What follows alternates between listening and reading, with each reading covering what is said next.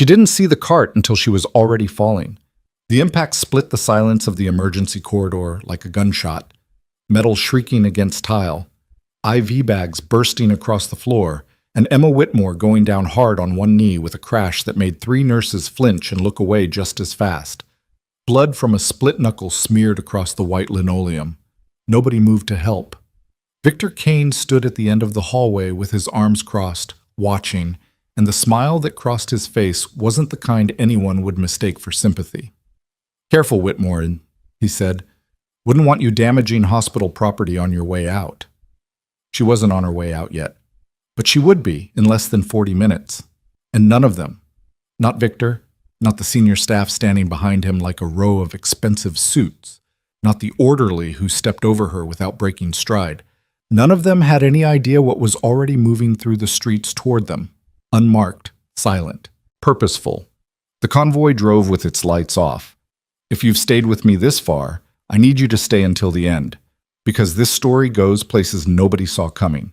Hit subscribe, drop a like, and tell me in the comments what city you're watching from.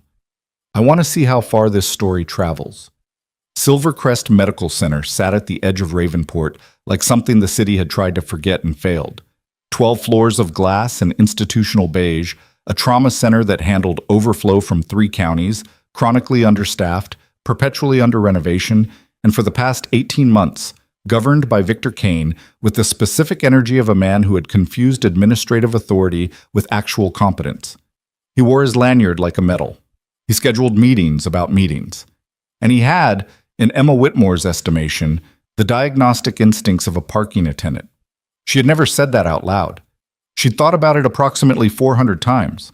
Emma was 29, 5 years out of nursing school, and had been working the Silvercrest emergency ward long enough to know which vending machine stole quarters and which attending physician would panic if a patient so much as hiccuped.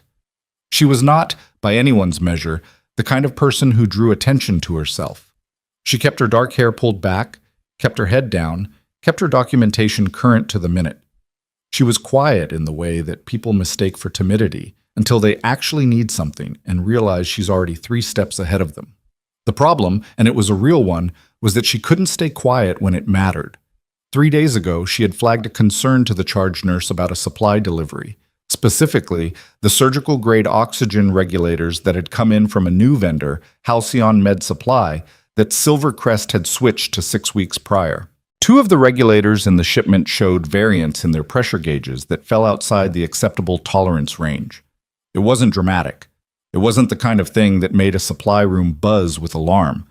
It was a quiet number on a calibration sheet that most people would have shrugged at and moved on. Emma had not moved on.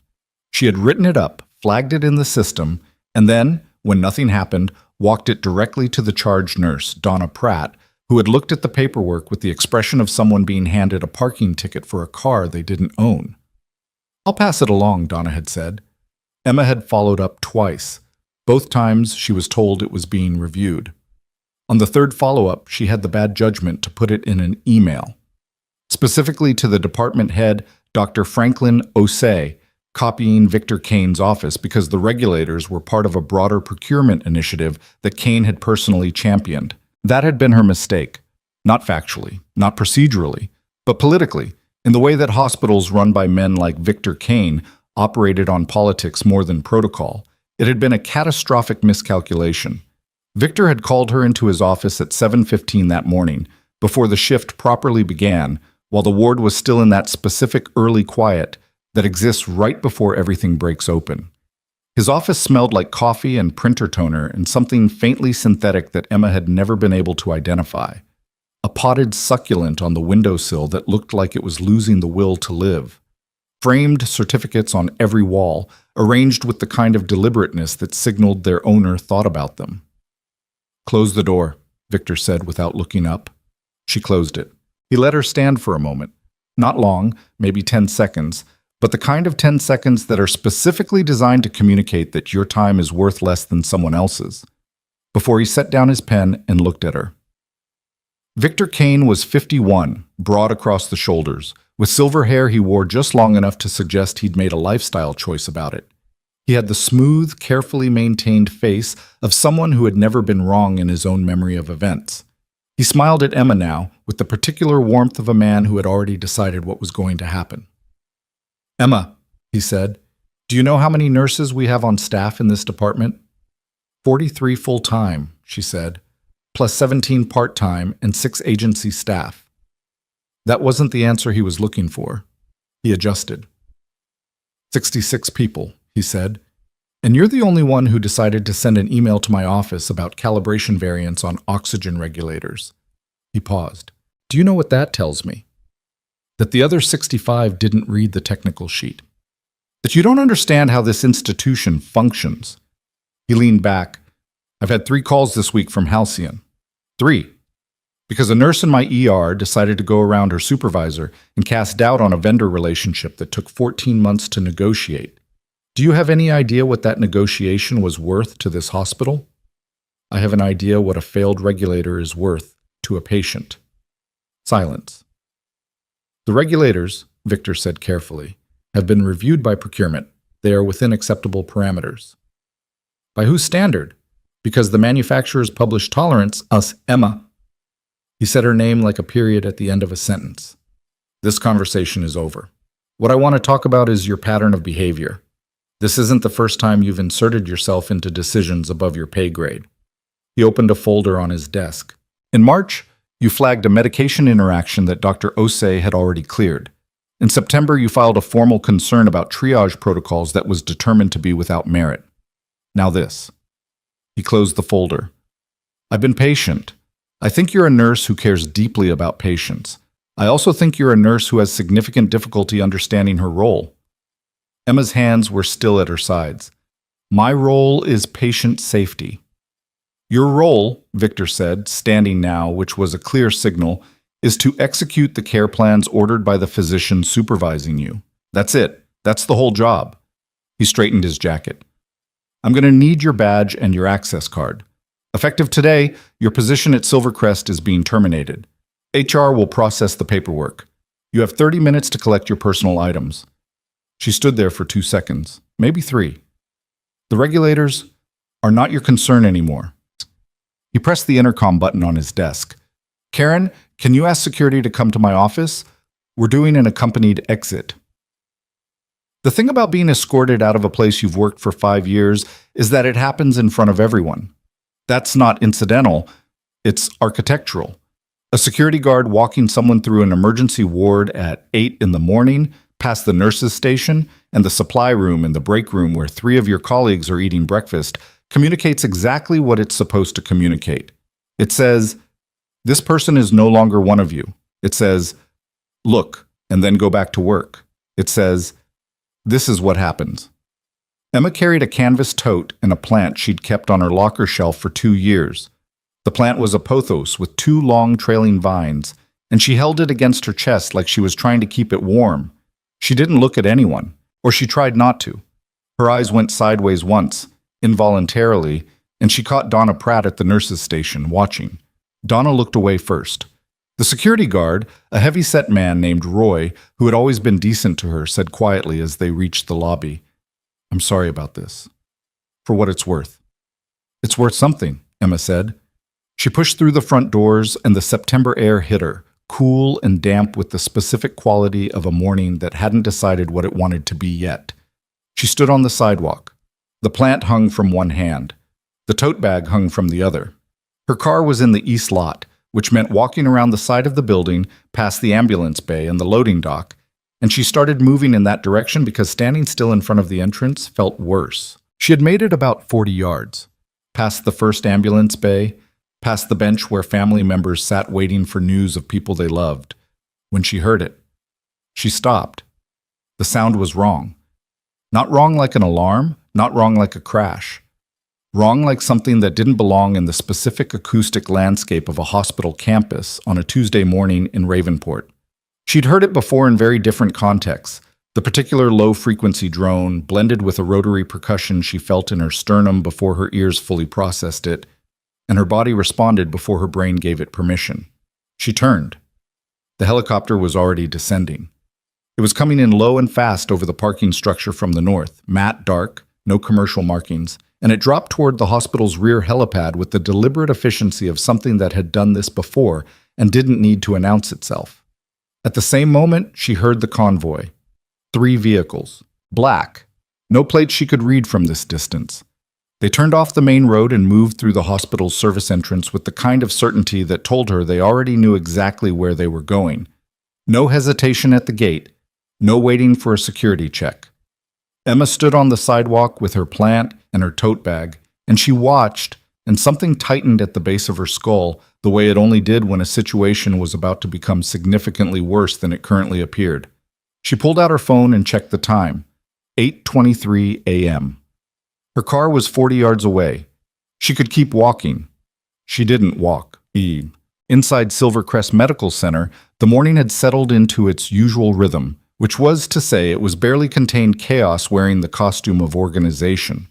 The ER had 3 patients waiting on imaging, 1 post-op recovery that should have moved to a floor bed 6 hours ago but hadn't because the floor beds were full, and a 4-year-old with a suspected arm fracture who had been crying at a pitch that was beginning to unsettle even the staff who had been pediatric adjacent for years. Dr. Franklin Osei was 44, Silvercrest's ER department head, a tall man with reading glasses perpetually pushed up on his forehead and the slightly distracted quality of someone processing 4 conversations simultaneously. He was good, genuinely good, technically, and he had the specific weakness of genuinely good doctors who work under bad administrators. He had learned to pick his battles, and he had lost the ability to recognize which battles were worth picking. He had seen the email Emma sent. He had read it twice. He had not forwarded it anywhere. He was at the central station reviewing a chart when Donna came to find him. "Victor terminated Whitmore this morning," Donna said. Osei didn't look up from the chart. "I heard." She was right about those regulators. The procurement review, Franklin. Donna rarely used his first name. He looked up. Her expression was the one she made when she was genuinely worried rather than administratively concerned. She wasn't wrong. I pulled the spec sheet myself after she flagged it. The variance is real. Osei set down the chart. He picked it back up. He set it down again. "I'll look at it," he said. "When?" "Donna?" "She's already gone." Victor had security walk her out. Osei removed his glasses from his forehead and cleaned them with the hem of his coat, which was something he did when he needed a moment to decide something. He put them back. "After rounds," he said. Donna looked at him for a long moment, the way you look at someone when you want to say you know that's not good enough, but you've had this particular version of this particular conversation enough times that you already know how it ends. Then she turned and went back to the station. The 4-year-old with the fractured arm had stopped crying, which was briefly a relief until the triage nurse noticed it was because the child had simply exhausted herself and fallen asleep in the chair. Emma was still standing outside when the first ambulance came in fast. Not unusual. Ambulances came in fast. But this one had its lights and siren running in a pattern she didn't immediately recognize, and behind it there was a second, and then a third, and then a fourth. And that was unusual. That was the kind of pattern that meant something specific had happened somewhere not far from here. She started moving toward the ambulance bay before she registered that she'd made the decision. She stopped herself. She was no longer a Silvercrest employee. She was standing on a public sidewalk with a pothos plant. She had no access card, no badge, no authority, no role. Whatever was coming through those doors was not her problem to solve. She stood exactly where she was and watched. The first gurney came out of the ambulance at speed, the paramedic rattling through a report. Multiple GSW, upper torso, systolic 80 over palp, 2 large bore IVs, 1 unit O negative wide open. And the words were so familiar she was mouthing them before she caught herself. The second gurney. Third. A civilian, not a patient, following behind the third ambulance in the state of dissociation that preceded the realization that something terrible had happened. A woman in a gray blazer with blood on the sleeve that wasn't hers. Emma's count was at 7 casualties in 4 minutes, which was not a mass casualty situation yet, but was absolutely trending that way, and the ER they were rolling into was already at 80% capacity. She was on the sidewalk. She made herself stay there. A 5th ambulance turned into the bay, and this one had an escort. Two vehicles, unmarked, moving in formation, and the men who came out of those vehicles when they stopped were wearing clothes that were not uniforms, but moved like uniforms. They moved like people who had trained to move through space efficiently. One of them went straight to the ambulance doors before the paramedics had them open. Emma knew that posture. She knew it the way you know the smell of something that was once very ordinary to you and has since become the smell of a specific kind of memory. She started walking toward the bay. She told herself she wasn't going inside. She told herself she was going to her car, which was in this direction anyway. She was simply walking in the direction of her car. The fifth gurney came out with two men running alongside it, not paramedics, and one of them was speaking into a radio clipped at his shoulder, voice too low to catch. On the gurney was a man in his 50s, dressed in civilian clothes that had been partially cut away. Severe trauma, visible even from 12 feet. The kind of injury pattern that came from high-energy impact with something that did not yield. She knew, without being able to explain how she knew, that this man mattered. Not the way a doctor assessed a patient's chance of survival, the way you recognized that a situation had a center of gravity, and this was it. One of the men running alongside the gurney looked up as they moved toward the doors, and his eyes passed over the small crowd that had gathered at the edge of the ambulance bay. Hospital staff, a few civilians, two security personnel. And then his eyes came back to Emma. Something crossed his face that she didn't have time to identify before they were through the doors and gone. She was 12 feet from the ambulance bay entrance. She stopped. Behind her, the helicopter that had landed 40 minutes ago was still on the pad. She could see it over the roof of the parking structure. Rotor stopped now. Someone standing beside it. Her phone rang. She looked at the screen. An unknown number with a local prefix. She answered because she almost always answered, a habit from years of being on call. "Is this Emma Whitmore?" A woman's voice, crisp, professional. "Yes." "This is Colonel Sarah Dre, attached to the Joint Operational Medical Unit out of Fort Keene. We have a situation developing at your current location, and I need to confirm that you are the Emma Whitmore, formerly of the 4th Combat Support Hospital, attached to Vanguard Special Operations Group, Kandahar Rotation, 2018 through 2020. Emma's hand tightened on the phone. "I'm no longer employed at Silvercrest," she said, because it was the first thing that came out of her mouth, and it was the most immediately relevant truth she had. "I'm aware," the colonel said. "That's actually part of why I'm calling. Can you see the parking structure from where you're standing?" Emma turned. "Yes?" "East stairwell, 3rd level. Someone would like to speak with you in person. Right now." The line went quiet but didn't drop. Emma looked at the phone, then at the parking structure, then at the hospital doors, then at her plant, which she set very carefully on the sidewalk bench beside a sleeping woman in a visitor's badge. She walked to the parking structure. What? The 3rd level of the east stairwell smelled like concrete and exhaust, and it was empty except for two people standing near the stairwell door. A woman in civilian clothes who carried herself with the specific physical authority of someone accustomed to being the most competent person in most rooms, and a man Emma recognized. She stopped walking. "You're taller than your file photo," said the man. His name was Marcus Webb. He was 46 years old, and the last time Emma had seen him, he had been bleeding from a through-and-through in the left shoulder in a forward operating base, in a province that the official record didn't have his team anywhere near. She had packed that wound with her bare hands in a space roughly the size of a broom closet, while someone she couldn't see kept shooting at the wall outside. She had kept him alive for 6 hours until extraction. He had walked to the helicopter under his own power. "Marcus," she said. "It's Captain Webb now, technically, but given the circumstances, you can go ahead and skip it." He looked at her, really looked at her, the way you look at someone when you've thought about them in a specific context for a while. "You look like you're having a rough morning." "I was fired 2 hours ago." "I know. That's actually why we're here." He glanced at the woman beside him who stepped forward. "I'm Colonel Dre," she said. Short version. The man they brought in on that last ambulance is Deputy Director Harold Sims, Federal Bureau of Operational Security. He was traveling through Ravenport for a classified transit when his convoy was hit. He has a traumatic injury pattern consistent with blast and shrapnel exposure. She paused. "He's currently being triaged in your emergency department by staff who have no experience with this kind of injury." Emma processed this. What kind of blast? Improvised? Low grade? Military perspective? High grade in a civilian context? Dre's voice stayed level. He has 3 hours, maybe 4, before systemic complications become incompatible with survival. We have a trauma surgeon from Fort Keene in the air right now, but she's 2 hours and 20 minutes out.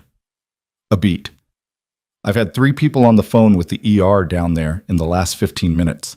I've been informed they don't have staff with the right experience to manage this specific injury pattern through stabilization.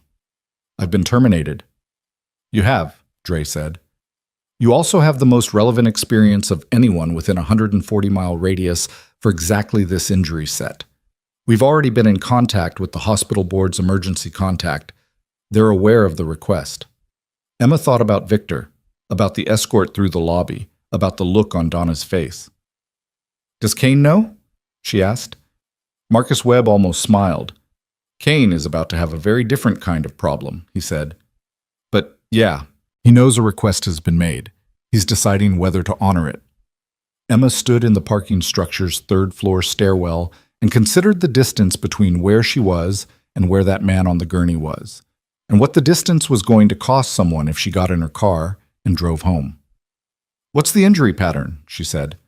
Dre handed her a phone with a preliminary field assessment on the screen. Emma read it. Her mouth tightened at the second item on the list. He's got fragment retention in the upper right thoracic cavity, and they've been treating it as standard penetrating trauma. Yes. That's not... She stopped, handed the phone back. Who's the attending? Dr. Osei. He's good. He just hasn't seen this. She pressed 2 fingers against her own sternum, an unconscious habit from the field, a gesture she made when she was calculating. Okay, I need to talk to Osei directly before I go back in there. And I need it on record that the re-entry is at the request of the military medical unit, not Silvercrest administration. Already drafted, Dre said, and held out a second sheet. Emma took it, read the top 2 paragraphs, signed at the bottom with the pen Dre was already holding out.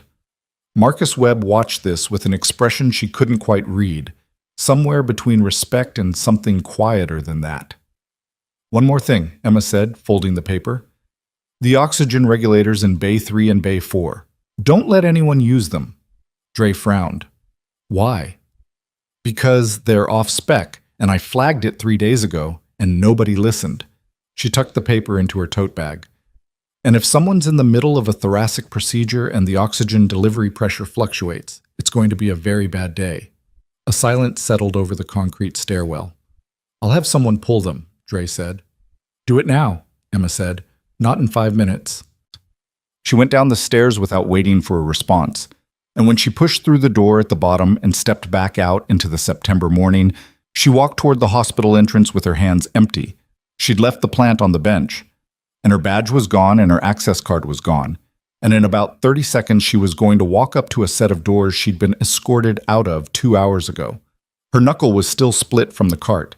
She pressed her thumb against it as she walked. The hospital doors slid open. Roy, the security guard, was at the desk. He looked up and saw her. Something moved across his face. Miss Whitmore, he said carefully.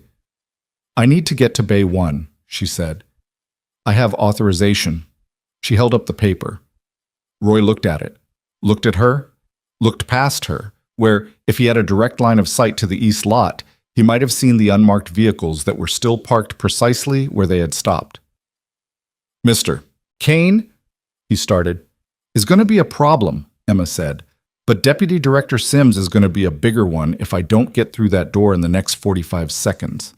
Roy picked up the desk phone, called someone, said 3 words she couldn't hear, waited, nodded. He pressed the button that opened the door to the ER. She went through. The first thing she registered was the volume. The ER had shifted into the particular register of controlled emergency, multiple simultaneous conversations, the rhythmic punctuation of monitors and ventilators, the kind of organized noise that distinguished a functional trauma response from chaos. The second thing she registered was Osei at the far end of Bay 1, and even from across the room she could see in the set of his shoulders that he was working a problem he wasn't sure how to solve. The third thing she registered was Victor Kane, standing at the edge of the bay with his arms crossed, watching her walk in. His face cycled through three things in less than 2 seconds: recognition, anger, and then, when he looked past her and saw the two men in civilian clothing who had followed her through the door and taken up positions near the entrance, the way people stand when they are not hospital visitors. Something that wasn't quite fear, but was its immediate neighbor. Emma looked at him for exactly as long as it took to establish that she had seen him. Then she looked away and walked to Osei. "Franklin?" she said. He turned. The relief on his face was genuine and immediate, and for a man who hadn't returned her calls about the regulators, who had said after rounds when Donna told him she'd been let go, it was more complicated than simple gratitude. "Emma," his voice dropped. "I don't know what's on that CT, and I need someone who does." She pulled on a pair of gloves from the dispenser at the station beside her, snapped them onto her hands, and said, "Show me."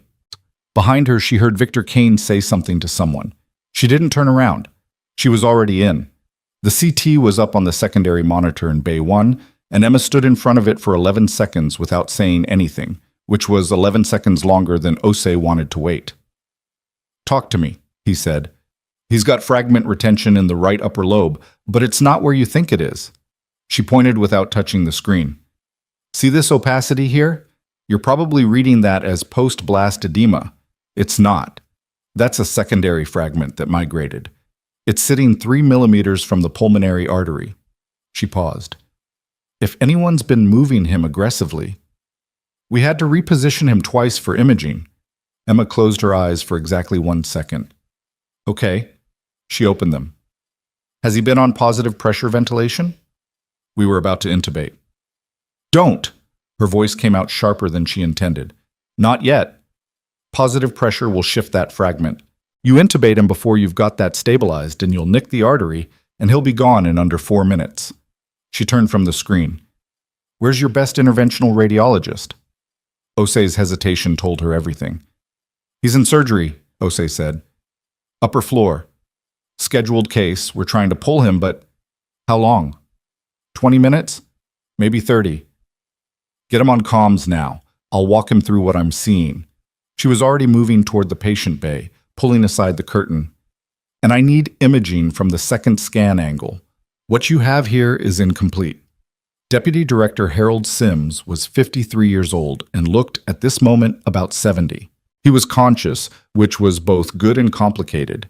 Conscious meant his blood pressure was holding, but it also meant he was aware enough to be frightened, and frightened patients moved, and movement was the specific thing that could kill him in the next 60 seconds if the wrong person handled him without knowing what they were dealing with. He looked at Emma when she came through the curtain. His eyes were sharp despite everything. "You're not the same doctor," he said. His voice was rough, constricted. "No," Emma said. "I'm not a doctor." She checked his pulse at the wrist, manual, direct, the way she'd done it in places where the monitor leads had been eaten by weather or worse. Steady, but elevated.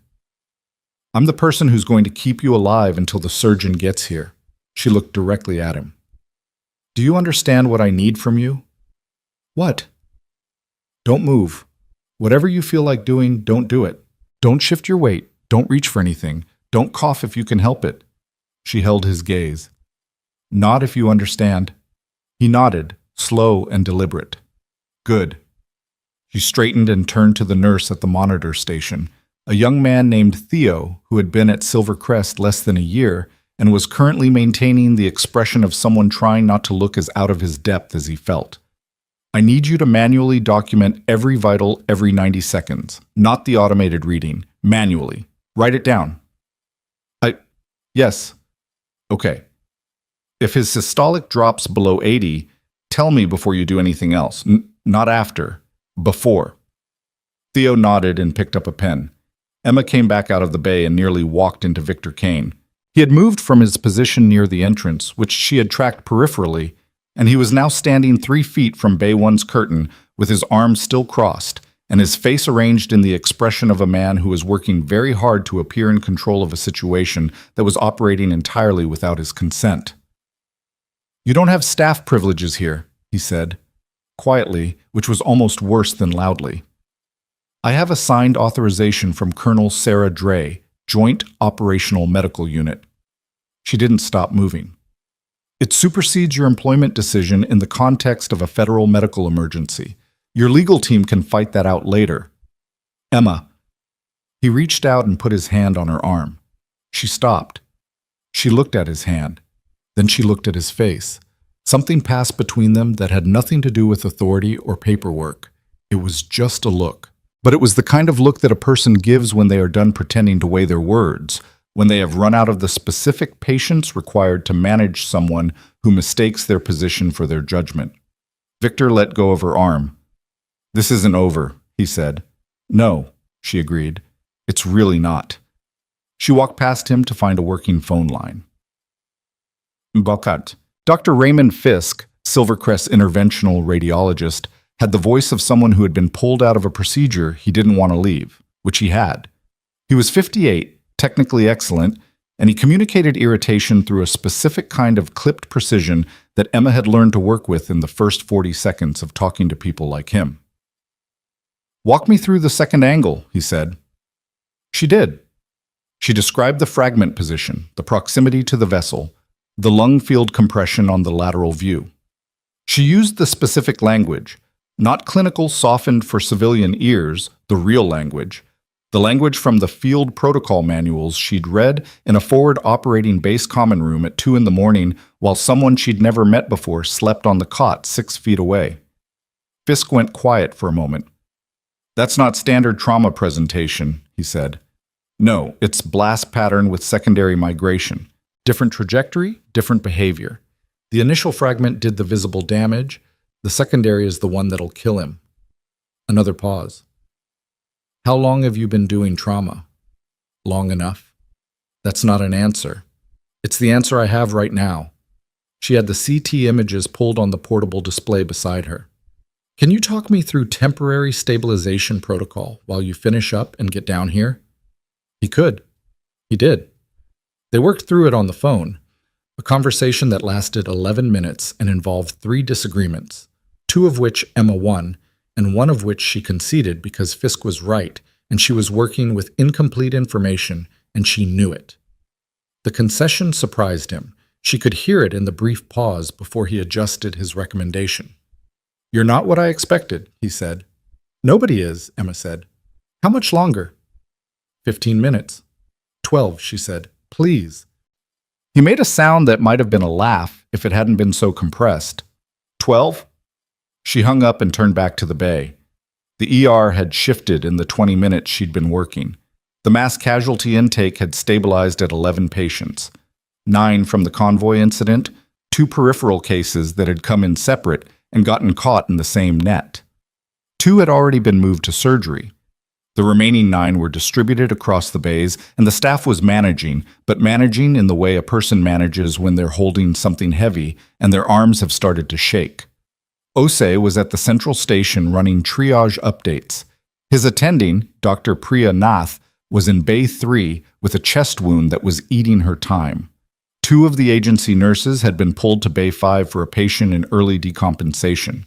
That left Theo and a second nurse named Carla handling the Sims Bay, plus Emma. And then there was Victor.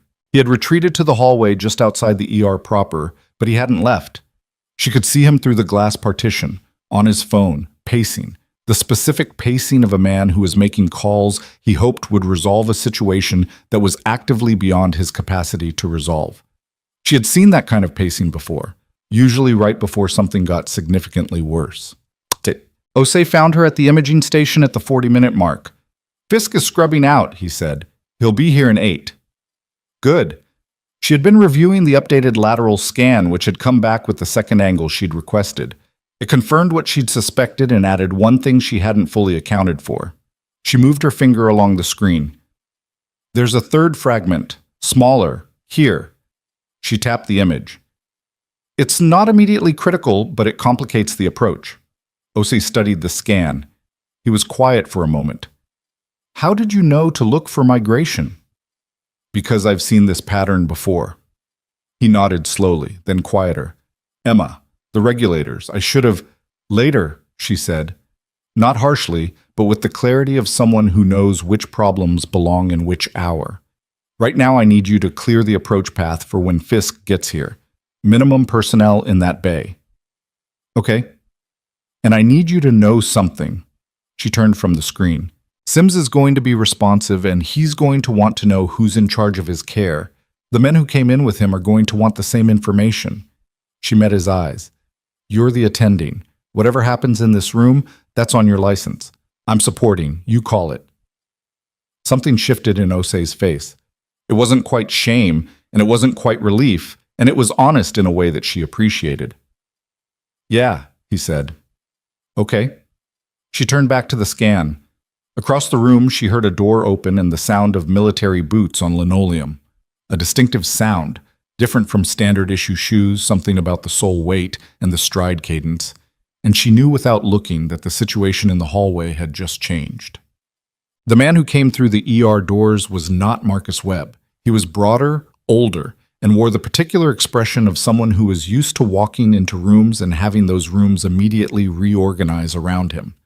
He had a silver eagle on his collar that identified him as a full colonel, and he had 3 people behind him moving with the coordinated efficiency of people who had done this specific exercise in different countries under considerably more difficult conditions.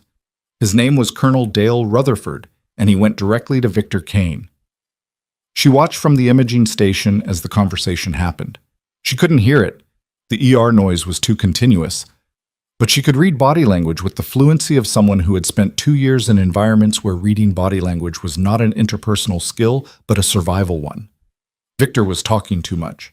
His hands came up twice. His shoulders were doing the things shoulders do when a person is simultaneously trying to appear authoritative and feeling the ground move under their feet. Rutherford was still. His people were still.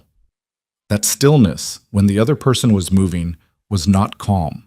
It was the specific stillness of someone who doesn't need to perform certainty because they actually have it. Rutherford said something short. Victor responded. Rutherford said something shorter. Victor stopped responding. Then Rutherford looked across the ER and found Emma at the imaging station, and he started walking toward her. Victor watched him go with the expression of a man who had just realized the walls of the room were closer together than they had been 20 minutes ago. Rutherford stopped at the station. Whitmore. Colonel. Status. Interventional radiologist arrives in 6 minutes. Fragment position is stable for now. Patient is conscious, cooperative, vitals holding. She handed him the tablet with the current readings. He needs a sterile procedure room cleared and prepped. Bay 1 is too exposed. Rutherford looked at the tablet for 4 seconds, handed it back. What else? It wasn't a question. The ER is at capacity. 11 patients from the incident, 2 additional cases. Staff is stretched. Your people... She glanced at the 3 behind him. Any of them have trauma support background? 2 do. I'd like to use them. Rutherford turned slightly. Garza Pack, you're with Whitmore. Whatever she needs. The 2 who stepped forward were a woman and a man, both in their early 30s with the compact economical physicality of people who operated outdoors in complicated terrain. The woman, Garza, nodded at Emma with a professionalism that felt genuine. What do you need? Garza said. You know sterile field protocol? Field standard. Good enough. Bay 2 is empty. Let's get it prepped. She started moving. Pack, I need you at the central station coordinating supply requests. The charge nurse is Donna Pratt. She runs this room. You support her. You don't direct her. Clear? Pack said, clear, without hesitation. She looked back at Rutherford. Anything else I should know about the patient's condition that wasn't in the field assessment? Rutherford's jaw shifted slightly. He had a cardiac event in the vehicle before extraction. 12 seconds, self-resolving. Not in the field report because it happened after the report was filed. Emma absorbed this. The cardiac event changed her assessment of the 3rd fragment in a way that wasn't good. Was it documented anywhere? By me, verbally. I need you to tell Fisk that the moment he arrives, before he looks at anything else. She met Rutherford's eyes. Don't let it slip into the background noise. Understood. A pause. You're very direct. I'm pressed for time. She went to prep bay 2. Fisk arrived in 11 minutes, not 8, which she forgave him for because he came in hot, still pulling on his second glove, already reviewing the tablet someone handed him before he fully cleared the doorway. He was shorter than his voice suggested, with the blunt-featured face of a man who'd never cared much about making an impression and the hands of someone who'd spent 30 years being precise with them. He looked at the scan on the portable display before he looked at Emma. "You moved him?" he asked. "No. I told the staff not to move him, and he hasn't been." "Good." He scanned further. "The third fragment. I know. Rutherford has information about a cardiac event in transit. Talk to him before you go in." Fisk's head came up. "That changes the approach." "Yes." They looked at each other for a moment. 12 minutes, he said. "You said 12. I know." "You made it 11. He wasn't smiling, not exactly, but something in the set of his face shifted. "Okay, show me the bay." She showed him the bay. The procedure took 44 minutes. Emma stood outside the curtain for the first 20, coordinating the parallel management of the other 9 patients with Garza and the Silvercrest staff. At the 20-minute mark, Fisk asked for her through the curtain by name, not by title, which made Theo look up from his documentation with a slightly startled expression. She went in. She stayed in for the next 24 minutes and didn't come back out until it was done. What happened inside that bay was not dramatic in the visual sense. There was no soundtrack, no single decisive moment that would register as a turning point to anyone watching from outside. It was technical and concentrated and required the specific combination of Fisk's precision and Emma's knowledge of the blast pattern that she'd built over 2 years working trauma in environments that Fisk had only read about. They disagreed once, mid-procedure. Emma was right. Fisk adjusted without comment. When they came out, Sims was stable. Not good. Stable is not good. Stable is a platform you stand on while you figure out the next step. But his vitals were holding and the fragment had been immobilized and the cardiac risk had been significantly reduced, and he was alive in a way that he had not been guaranteed to be alive 45 minutes ago. Fisk stripped his gloves outside the curtain and looked at Emma with an expression that was doing several things at once. "Where did you train?" he said. "Field," she said. "Before that?" "State nursing program. Standard." He shook his head slightly, not in disbelief, but in the way a person shakes their head when they're revising a category they'd put someone in. "You saved his life," he said. "I want to be clear about that. I could not have managed that fragment migration without the positional information you had. I would have gone in wrong, and we would have lost him." Emma pulled her own gloves off. "You would have figured it out." "Maybe. After about 3 minutes we didn't have." He dropped his gloves in the waste bin. "Who terminated you this morning?" She blinked. "Word travels?" "Rutherford briefed me." Fisk's voice was flat. "Who terminated you?" "Victor Kane, Chief Administrator." He looked toward the ER entrance, where Victor had apparently relocated at some point in the past 40 minutes and was now standing near the administrative corridor entrance, still on his phone. "I see." "It's a personnel matter," Emma said. "It was," Fisk said. "I'm less sure it's just that now." He picked up a chart from the station and started reviewing it. "I'm going to need to document everything about the last 44 minutes, in detail, for the incident record." "Of course." "And I'm going to need your clinical observations on the fragment migration, in writing, before the end of today." "I can do that." "Good." He was already reviewing the chart. "Get some water. You look like you've been awake since 4. She had been awake since 4. She found a cup and filled it at the staff sink in the supply alcove and drank it standing up, looking at the wall, and gave herself exactly 60 seconds to be somewhere other than in the middle of all of this.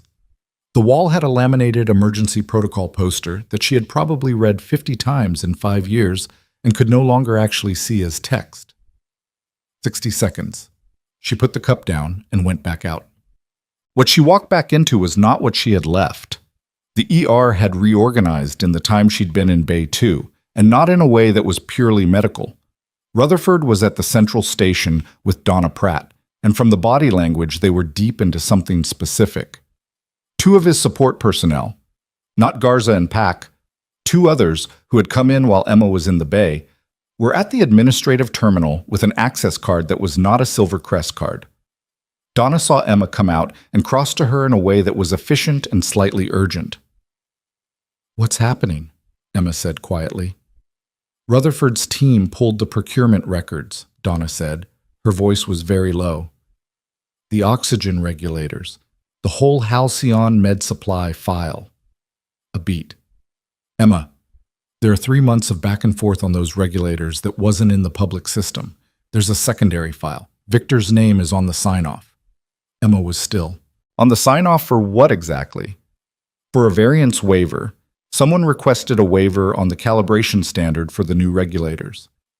6 weeks ago." Donna's eyes were doing something complicated. "It was flagged for review by the equipment safety coordinator.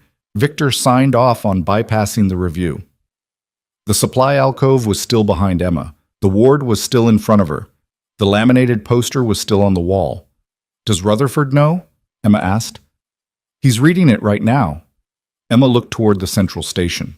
Rutherford was very still in the same way he'd been still when he spoke to Victor. The stillness of certainty, not composure.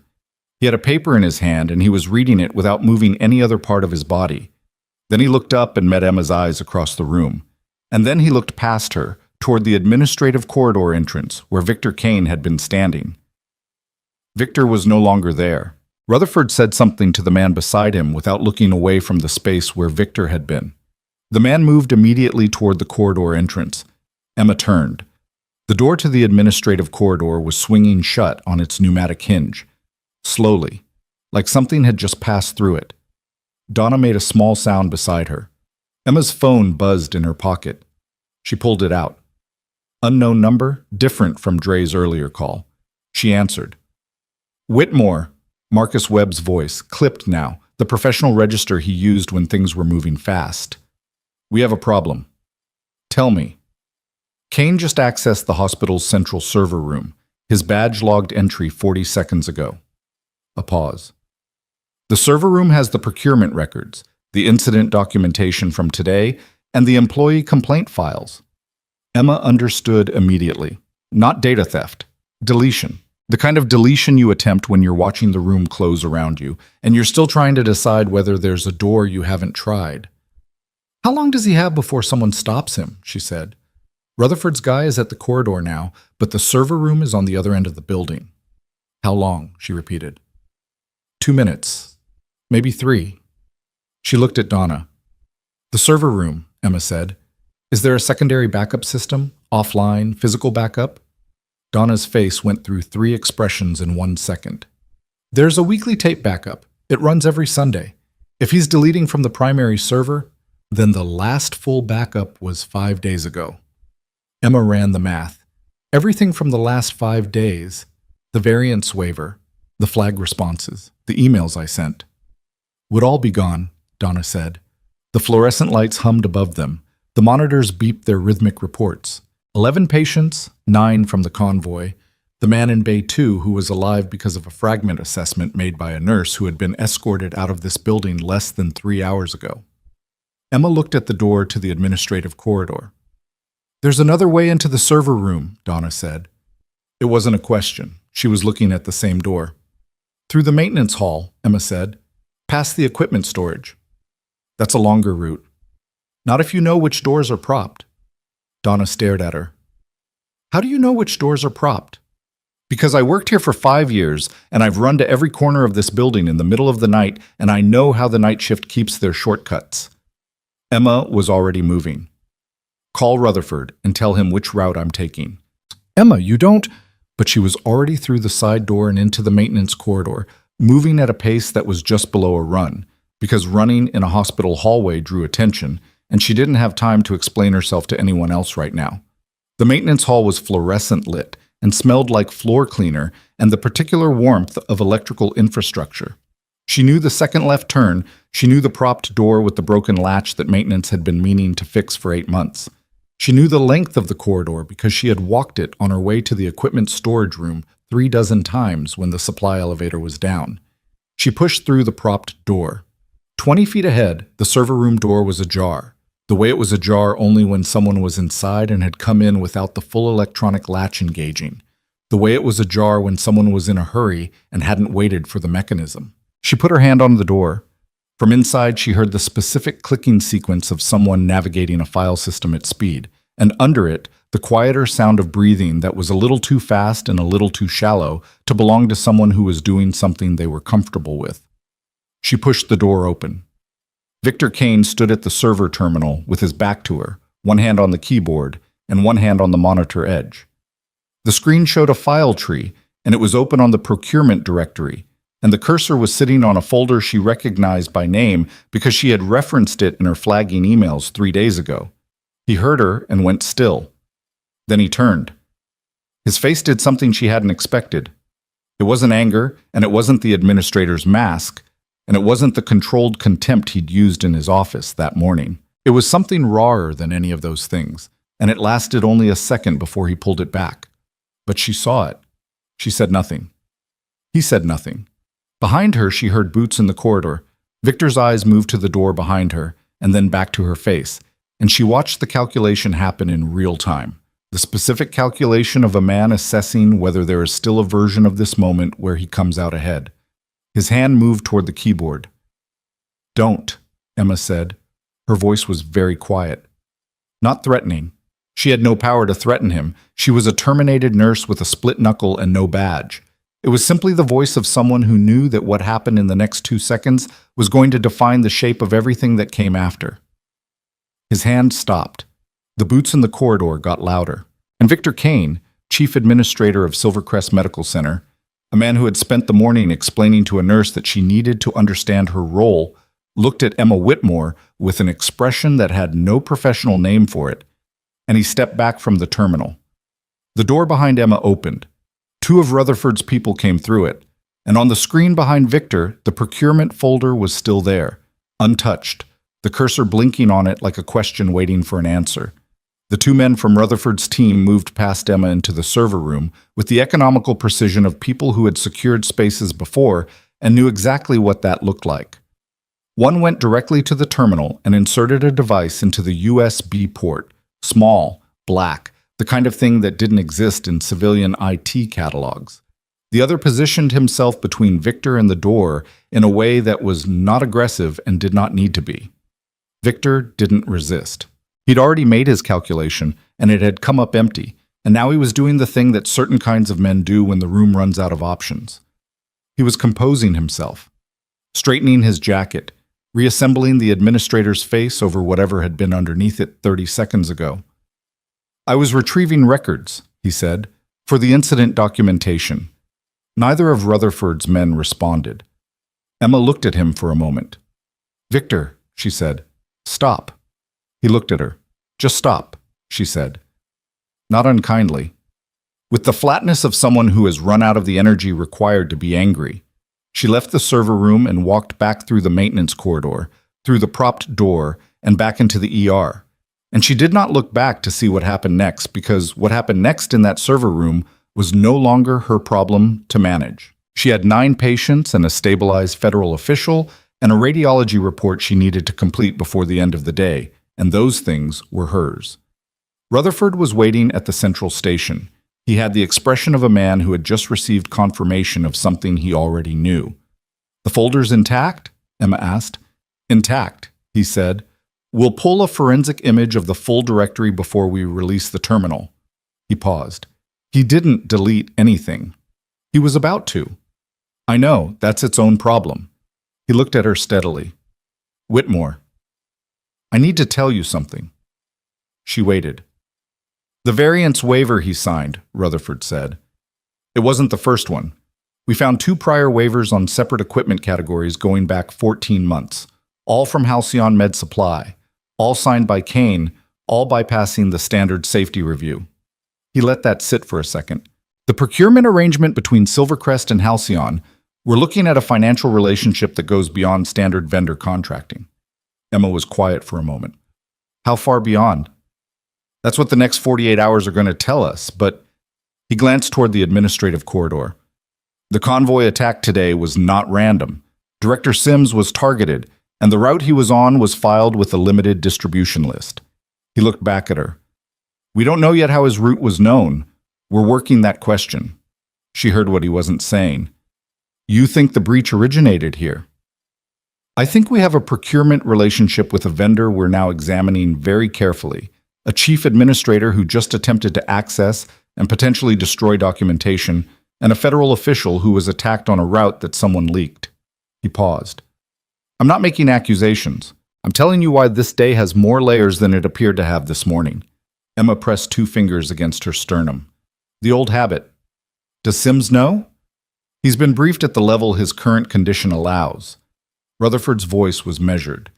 He asked about you specifically. He wanted to know who made the call on the fragment. What did you tell him? The truth. A pause that might have contained something like respect. He said to tell you thank you. She nodded once and went to find something to eat because she hadn't eaten since 6 in the morning, and her hands had developed the faint tremor that came not from nerves but from blood sugar, dropping below the threshold where her body started filing complaints. The break room had a vending machine and a coffee maker and a table with 4 chairs, one of which had a crack in the seat that caught on clothing. Emma sat in one of the other 3 and ate a package of peanut butter crackers and drank coffee that tasted like it had been made 2 hours ago and reheated once, which it had. Garza came in at the 6-minute mark and sat across from her without being invited, which Emma appreciated because it meant she didn't have to perform sociability. The patient in Bay 4 is asking for a specific medication that's not in his chart, Garza said. Theo's not sure how to handle it. What medication? Lorazepam. He says it was prescribed before the convoy.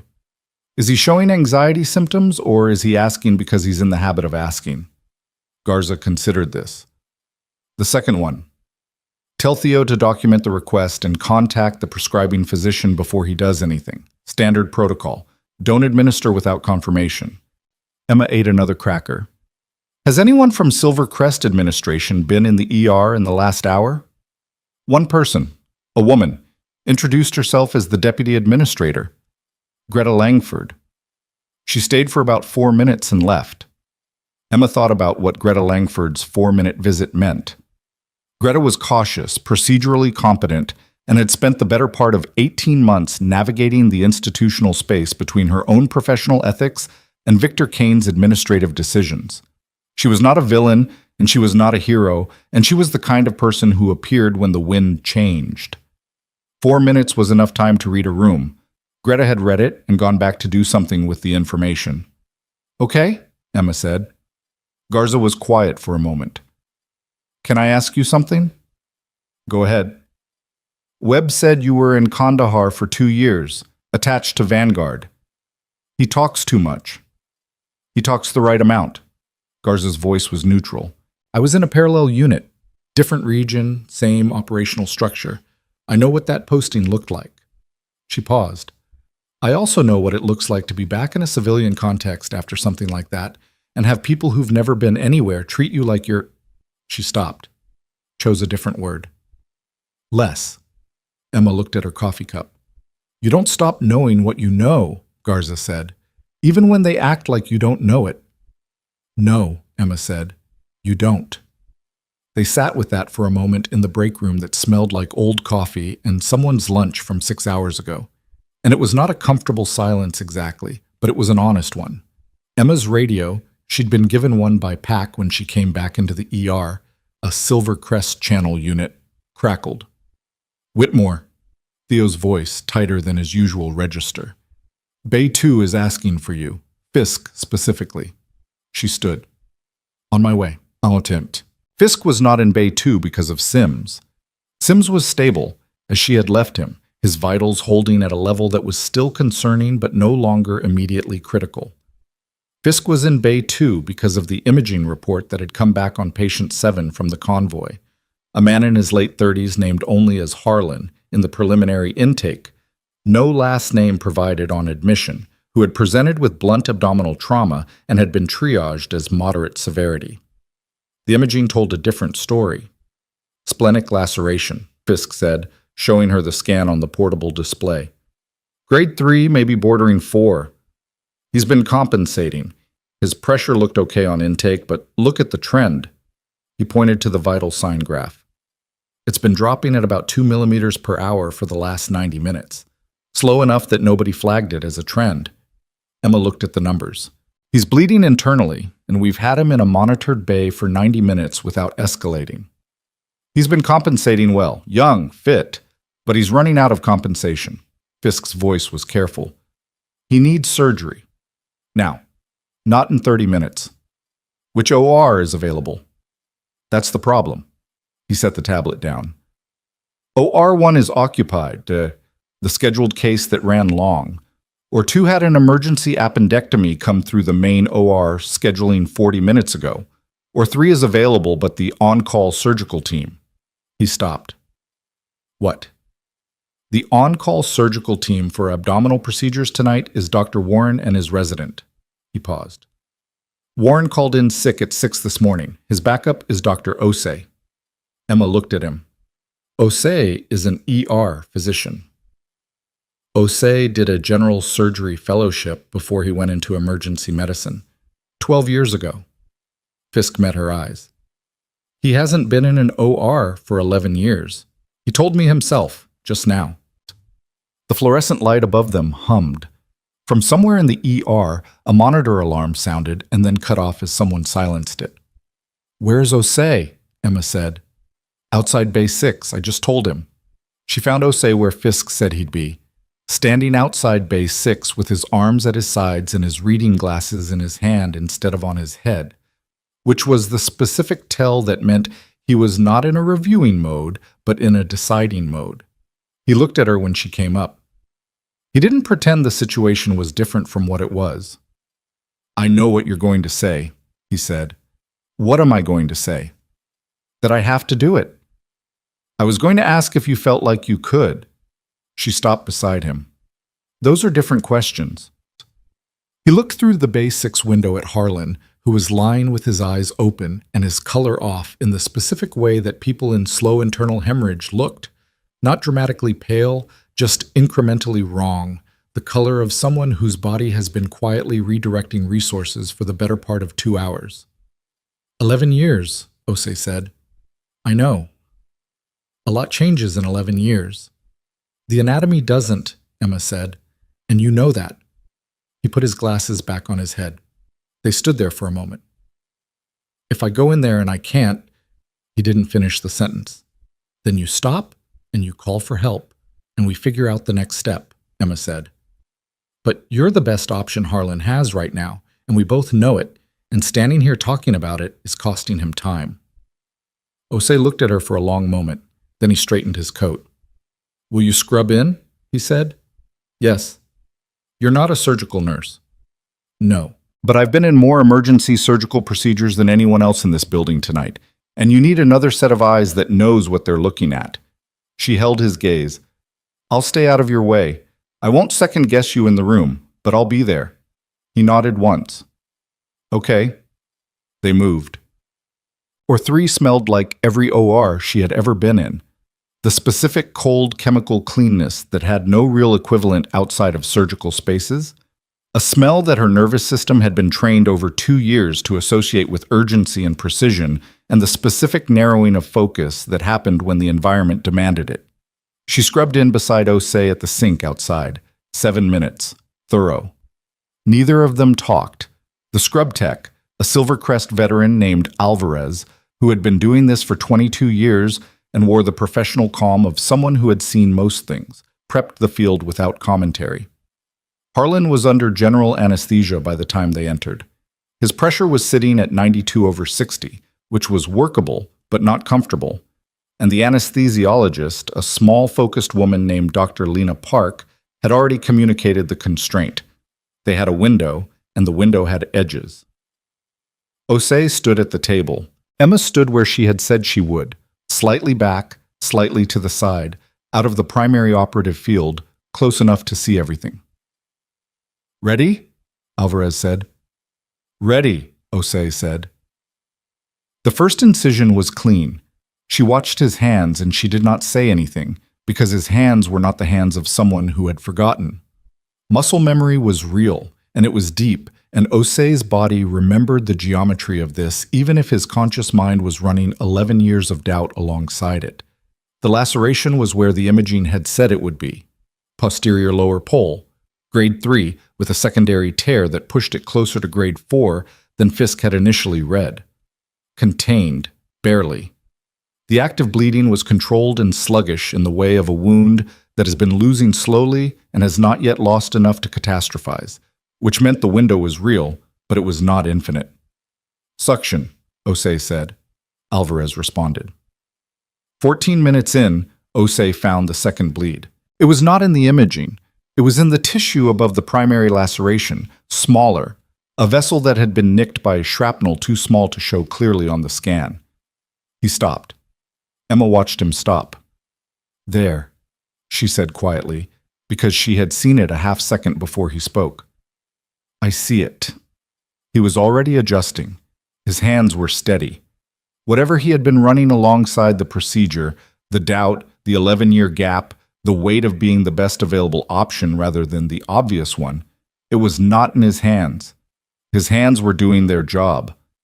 Clip or suture? Alvarez asked. Suture, Osei said. Clip won't hold at this angle. He was right. Emma didn't say so. She watched him work. The second bleed was closed in 8 minutes. The primary laceration took another 22. When Osei stepped back from the table, Harlan's pressure was 98/64, and Park was already adjusting the anesthesia for closure. Osei looked at Emma across the table. She gave him a single nod. He exhaled through his nose, not a dramatic exhale, not a performance of relief, just the specific breath of someone who has held something tightly for a long time and is now setting it down. Good work, Alvarez said to the room in general, which was the most Alvarez ever said in an OR, and everyone in the room knew it. Beaumont said. They were outside the OR, de-gowning, when Emma's radio went off again. Not Theo this time. Rutherford's voice, and it had shifted register, still controlled, but carrying the specific frequency of someone delivering information that is about to change the shape of a situation. Whitmore, we need you back in the ER. There's a development. What kind? A pause. Kane's been talking. Since we secured the server room, he's been talking to Langford, to the board's emergency contact, to his own legal counsel. We've been monitoring the administrative corridor communications per the federal authorization. Another pause. He's not just defending himself, he's making a claim. Emma went still. What claim? He's saying the variance waiver was not his decision. He's saying he signed it under instruction. The radio crackled slightly. He's saying someone above him in the board structure ordered him to approve the Halcyon arrangement and to sign off on any safety review bypasses. He's saying he has documentation. Emma looked at Osei, who had heard enough of this to have stopped moving. Does he? Emma said into the radio. That's what we're trying to determine. But if he does, Rutherford stopped. If he does, then the person who made the original decision isn't Kane, and that person has been in this hospital today. Emma's hand tightened on the radio. Who? She said. Rutherford's voice came back flat and even and carrying the specific weight of information that once said cannot be unsaid. The name on the instruction memo, he said, is the chairman of Silvercrest's board of directors, a man named Aldous Price. A beat. Who arrived at this hospital 40 minutes ago and has been in the administrative suite ever since.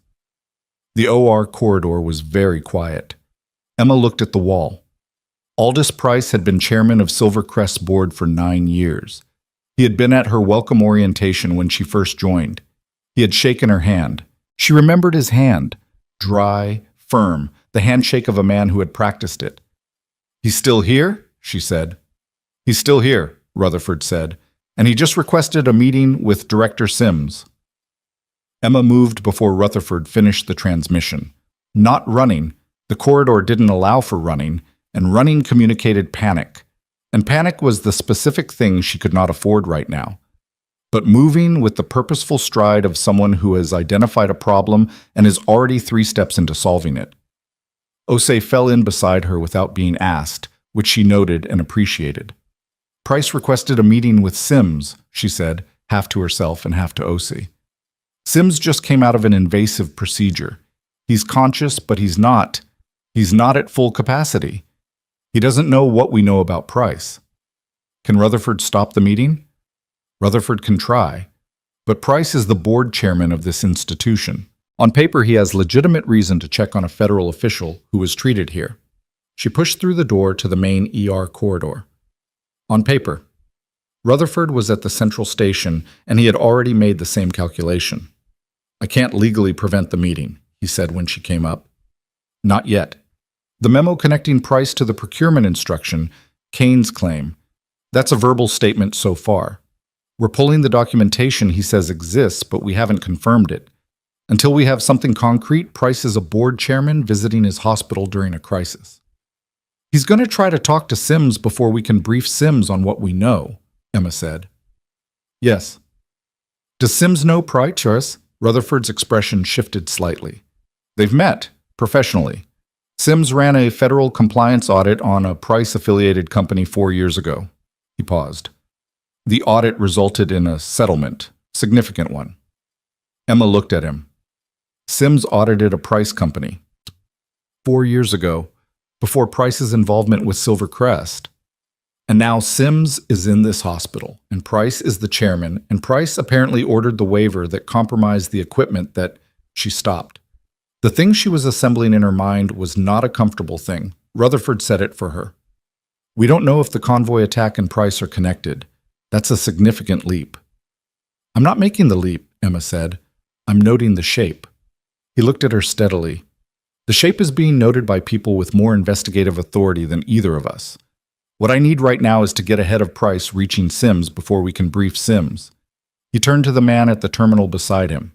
Where is Price now? Administrative suite, second floor. He's been there for 48 minutes. And Sims is in Bay 2? Yes. What's the only route from the administrative suite to Bay 2 that doesn't go through the central ER?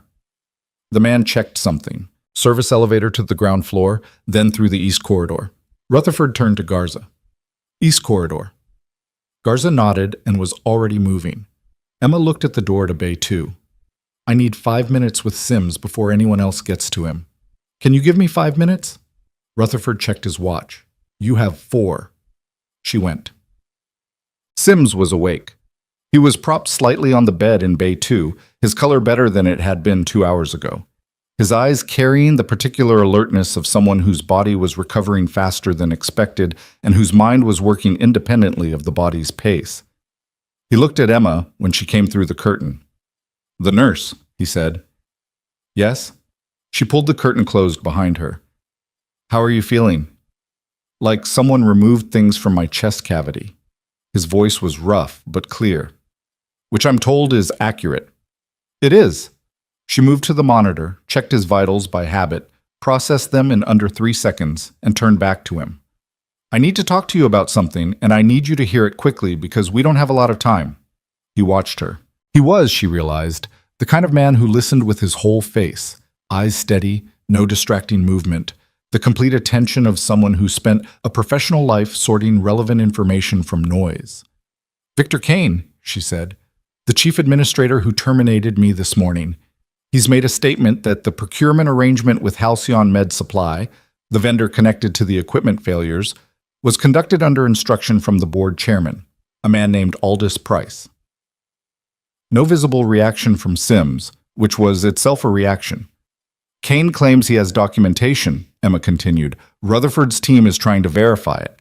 What I need you to know is that Price is in this building right now, in the administrative suite, and he's requested a meeting with you. Sims was quiet for a moment. Has he? Yes. And you're telling me this because you think I should know before he gets here. I'm telling you this because you're the senior federal official in this building, and you were attacked today on a route that was filed on a limited distribution list, and I think you should have the full picture before you decide what to say to the man who runs the institution that treated you. Sims looked at her for a long moment. Something moved in his expression. Not surprise, not alarm, but the specific quality of a calculation being completed.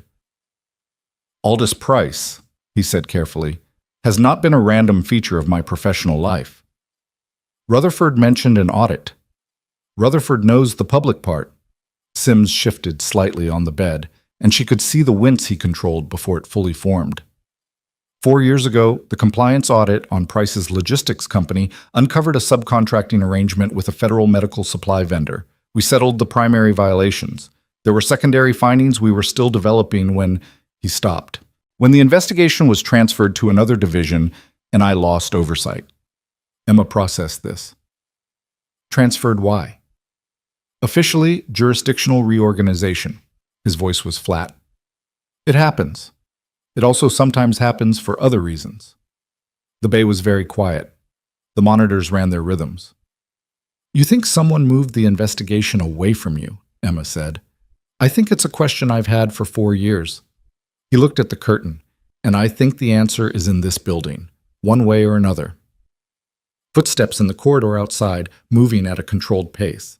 Not running, deliberate. Emma looked at Sims. Tell me what you need, she said. He almost smiled. It didn't quite make it, but it got close. Stay in the room, he said. You're my medical attendant. You have every reason to be here. She moved to the side of the bay, the position that was most naturally a nurse's position, near the monitor, slightly behind the visitor's line of sight, and she was there when the curtain opened.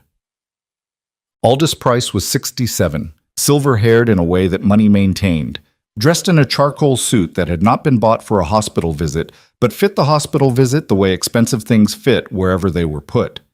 He had the face of a man who had spent decades being trusted and had found it a comfortable state to inhabit. His eyes were pale, attentive, and moved across the bay in a single sweep that registered Emma and then categorized her as unimportant, which was, she thought, a very consistent mistake people made. Harold, he said warmly, moving toward the bed with his hand extended. Sims did not extend his. He looked at Price's hand for a moment, then looked at Price's face. Aldous, he said. Something adjusted behind Price's eyes, barely perceptible. He lowered his hand and redirected the gesture toward the chair beside the bed, settling into it with the ease of a man who sat in chairs he owned. Hell of a day, Price said. I came as soon as I heard. How are you feeling? Like I said something similar to someone else not 5 minutes ago, Sims said. I'll skip the social portion if you don't mind. A short pause. Of course. I understand there's been some internal difficulty today, beyond the obvious. The administrator situation, Price said. Yes, it's... Victor made some decisions that didn't go through proper channels. We're reviewing that. Sims's voice was neutral in the specific way that federal investigators trained themselves to be neutral, not flat, not hostile, simply absent of invitation. And the procurement arrangement with Halcyon, another pause, slightly longer. That's under review as well. Under your review? Or external? Price tilted his head slightly. Harold, you were in an attack this morning. You've had surgery. I came here to... I know why you came here, Sims said. The room held that for a moment. Emma did not move. She kept her eyes on the monitor and her attention on everything else, the way she had learned in the field to be in 2 states simultaneously, functionally present in the task directly in front of you and completely aware of every other variable in the room. The Halcyon arrangement, Sims said, the same vendor structure as Meridian Logistics, which you'll remember we discussed 4 years ago in a different context. Price was still. That's ancient history. History has a way of not staying where you put it. Sims looked at him without any apparent urgency. I'm going to be honest with you, Aldous. I came through Ravenport today on a transit that was on a limited distribution list. 6 people knew that route, maybe 7. I've been running the numbers since I woke up in this bed, and I keep arriving at the same short list. He paused. Your name is on that list. Price's expression didn't collapse. It was better than that. It held, and the holding of it was itself the tell, the micromuscular effort of keeping a face in a configuration it no longer naturally occupied. That's a serious thing to say, Price said quietly. Yes, Sims agreed. It is. Emma's hand was near the call button. Not on it, near it. Price stood. He did it slowly, the way powerful men stand when they're recalibrating. Not fleeing, repositioning. I'm going to let you rest, he said. We can talk when you're recovered. This isn't the time, or the... Colonel Rutherford, Sims said at a normal volume. The curtain opened. Rutherford stepped in. Behind him, two of his people. And behind them, a woman Emma had not seen before. Mid-40s, civilian clothes, a credentials wallet in her hand that she held open at chest height. Mr. Price, the woman said. Special Agent Dina Marsh, Federal Bureau of Operational Security, Financial Crimes and Corruption Division. I'd like to ask you a few questions. Price looked at his credentials. He looked at Rutherford. He looked at Sims.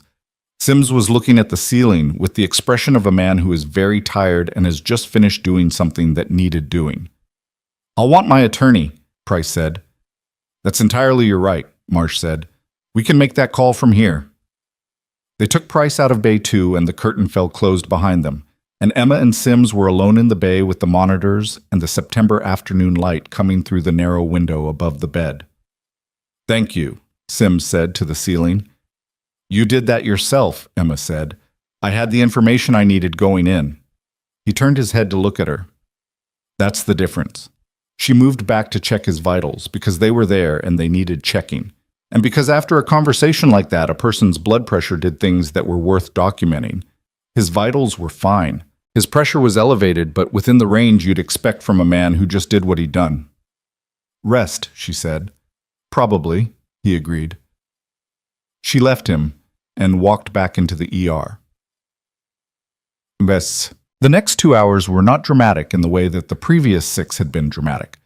They were the specific kind of difficult that comes after the acute emergency passes.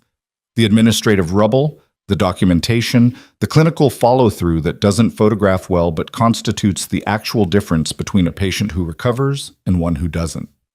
Emma wrote her incident report. It was 8 pages. She did not soften any of it. Fisk countersigned her clinical observations on the fragment migration. He added 3 lines of his own assessment that described her decision-making as, quote, consistent with advanced trauma management practice and demonstrably superior to the alternative approaches available at the time. He showed her before he submitted it, and she told him he didn't have to. He said he was aware of that. The 9 convoy patients were distributed across the hospital floors by 6 in the evening, all stable, the most critical under continuous monitoring. Harlan, the man from Bay 6 whose second bleed Osei had found and closed in the OR, was in post-operative recovery and had asked, upon waking, whether the nurse with the dark hair had left yet. Theo had come to tell Emma this with the air of someone delivering news he found meaningful. Tell him I hope he feels better soon, she said. He asked if you'd stop by. She stopped by.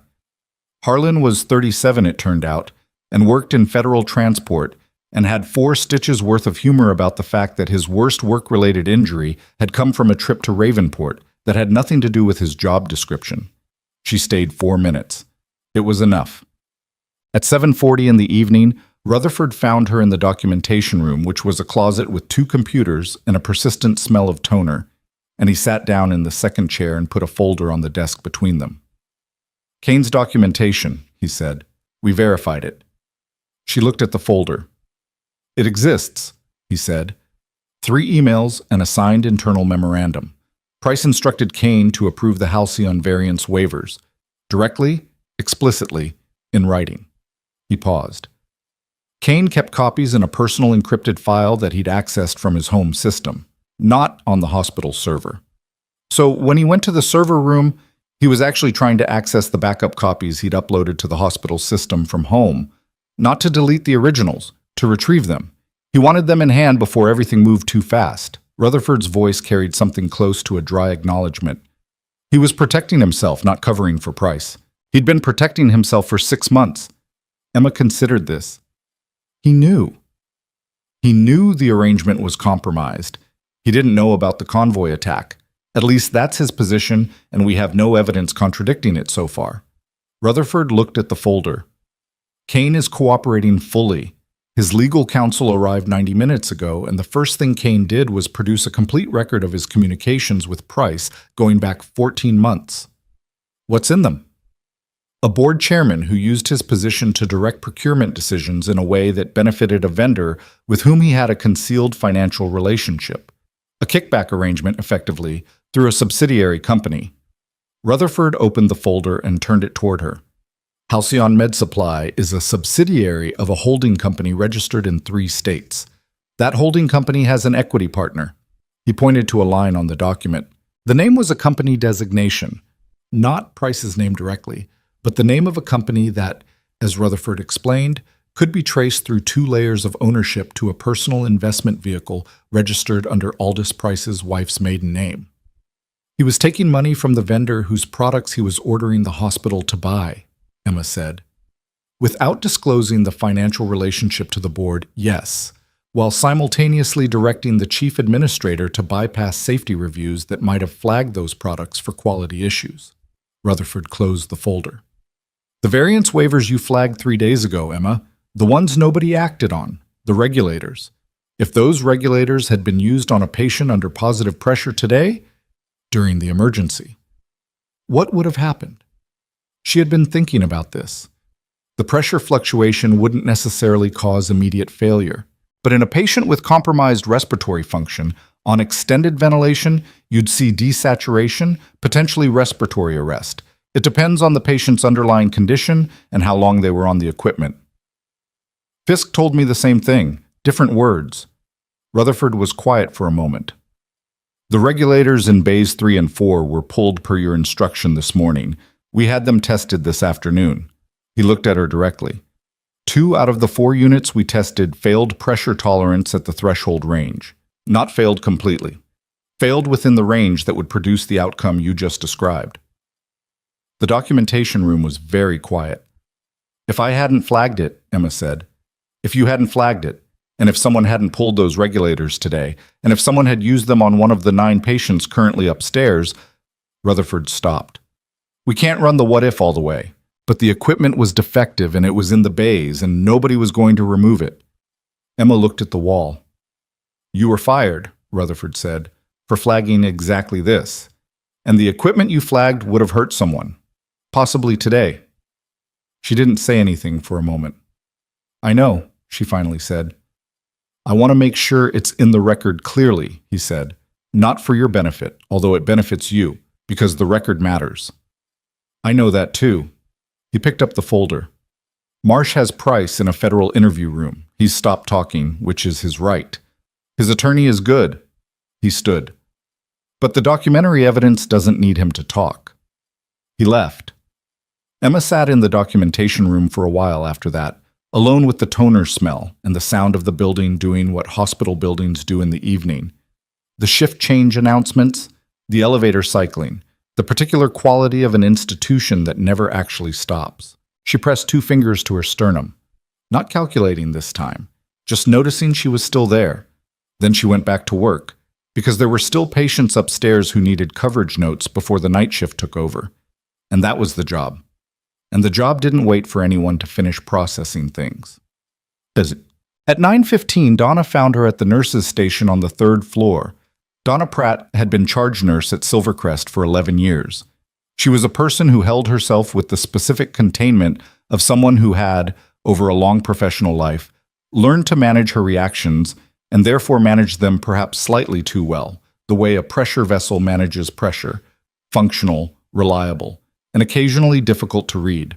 She stood beside Emma at the station and looked at the charts Emma was updating. I should have pulled those regulators myself, Donna said. Emma didn't stop writing. I saw the spec sheet, Donna said. I knew you weren't wrong. She stopped. I knew how Victor would react. I didn't want to be the one who made that call. Emma finished the note she was writing and set down the pen. Donna, she said, I'm not going to tell you it's fine. It's not fine. You knew and you didn't act, and that's a real thing. She looked at her. But you also called Osei. You pushed him to look at it. You didn't just bury it completely. I didn't push hard enough. No, Emma agreed. You didn't.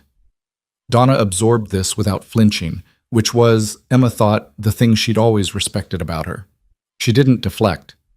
I'm sorry, Donna said. I know. Emma picked up the pen again. The night shift is going to need the coverage notes on beds 7, 12, and 14 before 11. Can you make sure the handoff gets the updated vitals from 6:30? Donna looked at her for a moment. Then she picked up a chart. I'll handle it.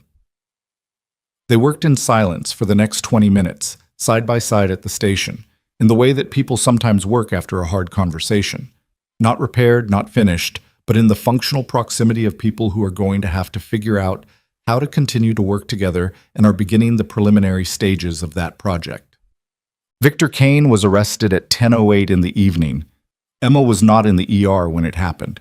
She was on the second floor documenting a medication adjustment for one of the convoy patients, and she heard about it from Theo, who texted her a single sentence that read, "They just walked Kane out the front in handcuffs."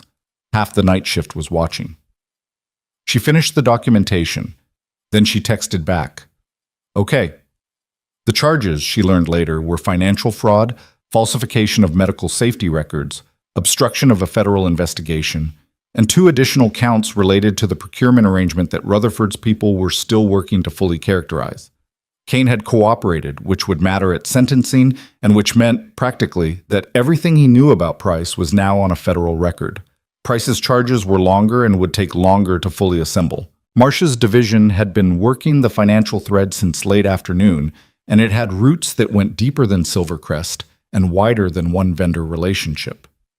The Meridian Logistics investigation, the one that had been transferred away from Sims 4 years ago, was being reviewed in light of new evidence, which was the bureaucratic way of saying that someone had interfered with a federal investigation and that interference was now, itself, under investigation.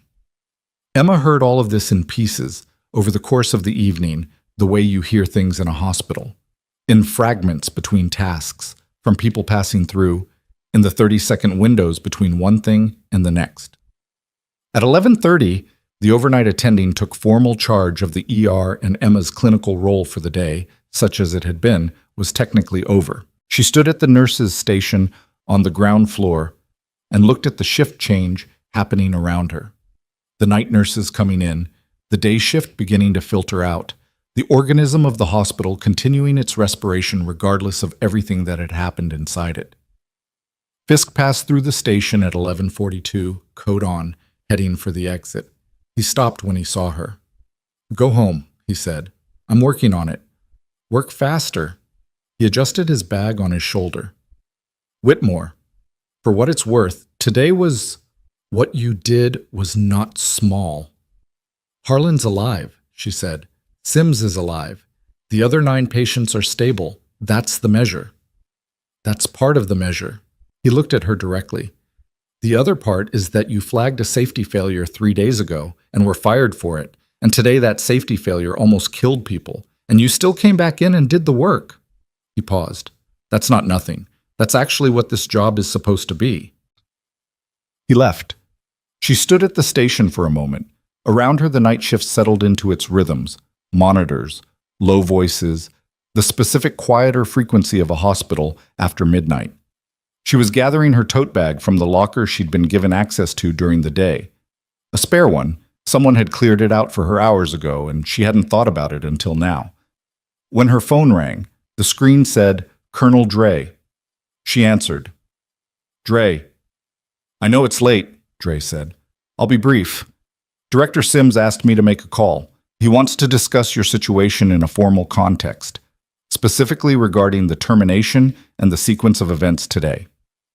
"My situation?"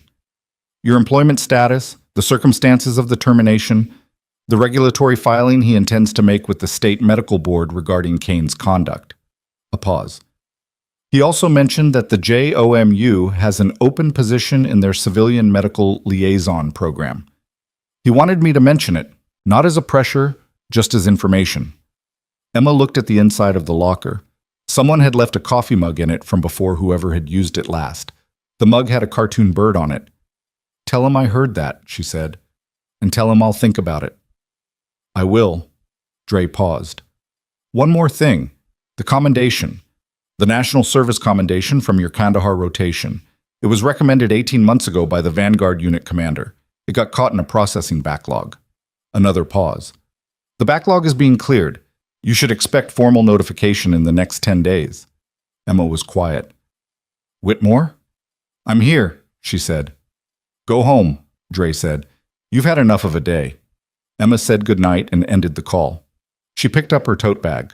She looked at the coffee mug for a moment, then took it out of the locker and set it on the shelf beside the sink, because someone might want it, and leaving things in better shape than you found them was a habit she'd never been able to quit.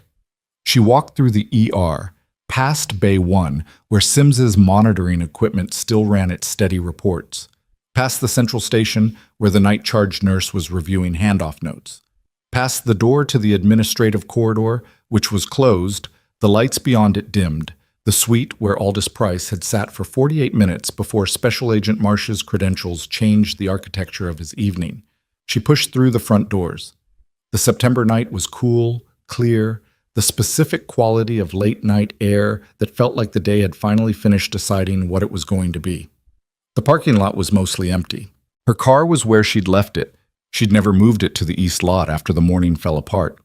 And she walked toward it with her tote bag over one shoulder and the night air on her face and the particular weight of a day that had asked for everything she had and then asked for a little more.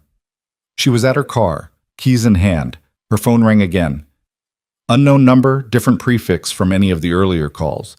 She almost didn't answer. She was standing in a parking lot at 11:50 at night and she was very tired and the day had held more than enough. She answered, "Ms. Whitmore." A man's voice. Not military, not clinical. Something else.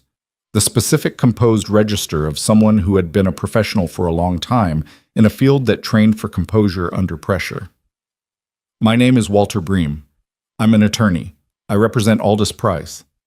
Emma said nothing. "I apologize for the hour," Bream said. "I'll be direct. My client has authorized me to reach out to you specifically. He has information he believes is relevant to your situation, your termination, and the events of today, that he has not yet shared with federal investigators." A pause. "Information he's willing to provide, but with conditions." "Call Rutherford," Emma said. "My client isn't calling Rutherford." Bream's voice was steady. "My client is calling you, because the information concerns you directly, and because," a pause that was just long enough to be deliberate, "because what he knows is not only about today. It goes back further than today, further than Silvercrest." His voice dropped slightly. "It goes back to Kandahar." The parking lot was very quiet. Emma's keys were in her hand. Her car was 18 inches away. The night air was cool and still, and her heart rate had just done something she didn't have time to fully catalog. "What does that mean?" she said. "It means," Bream said carefully, "that the reason your commendation was held in processing for 18 months was not a backlog. And it means my client knows who made sure it was held, and why, and what that person was protecting." He paused. "Ms. Whitmore, the convoy attack on Director Sims today, the investigative transfer 4 years ago, the vendor arrangement, the termination this morning." A long pause.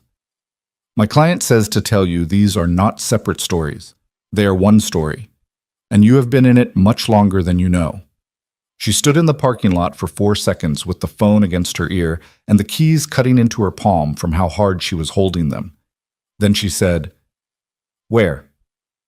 Bream named a location, a hotel conference room 3 blocks from the hospital, the kind of mid-tier business hotel that existed in every city to host the kinds of conversations that needed a table and a door that closed. He said 20 minutes. She said she'd be there in 15 because she was done letting other people set the pace of things that concerned her directly. She called Rutherford from the car.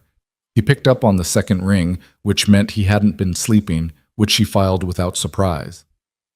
"Price's attorney just called me," she said. "Bream. He wants to meet.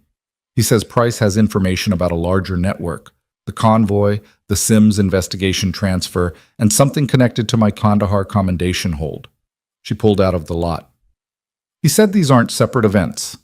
A pause. "Don't go alone." "I wasn't planning to. I'll have Garza there in 10 minutes.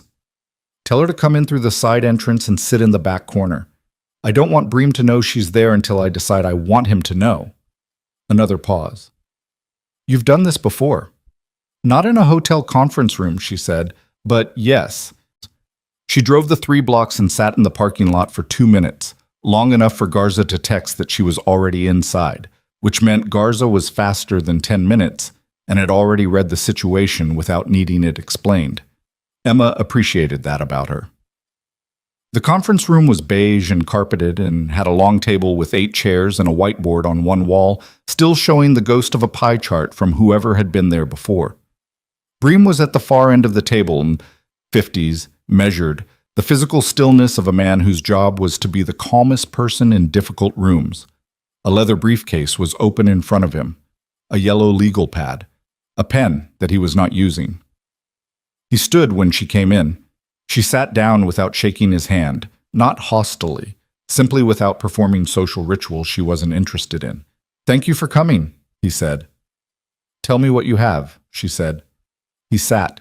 He looked at her for a moment with the evaluating quality of someone who was revising their expectations in real time. "You're not what I expected." "Nobody is." "Tell me what you have." He opened the briefcase and laid 3 documents on the table, face down. He left them face down, which was a negotiation move, and she didn't look at them, which was her response to it. "My client is not a good man," Bream said. "I want to be clear that I'm not here to argue otherwise. He made decisions over a period of years that were self-serving, financially corrupt, and in the case of the equipment waivers, genuinely dangerous.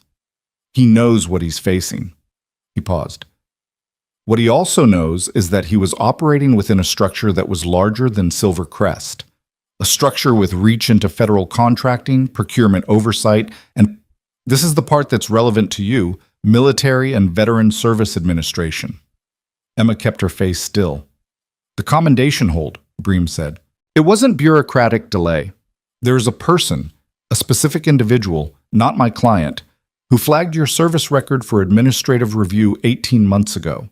That flag was designed to delay the commendation processing indefinitely, in a way that could be explained as standard backlog." He paused.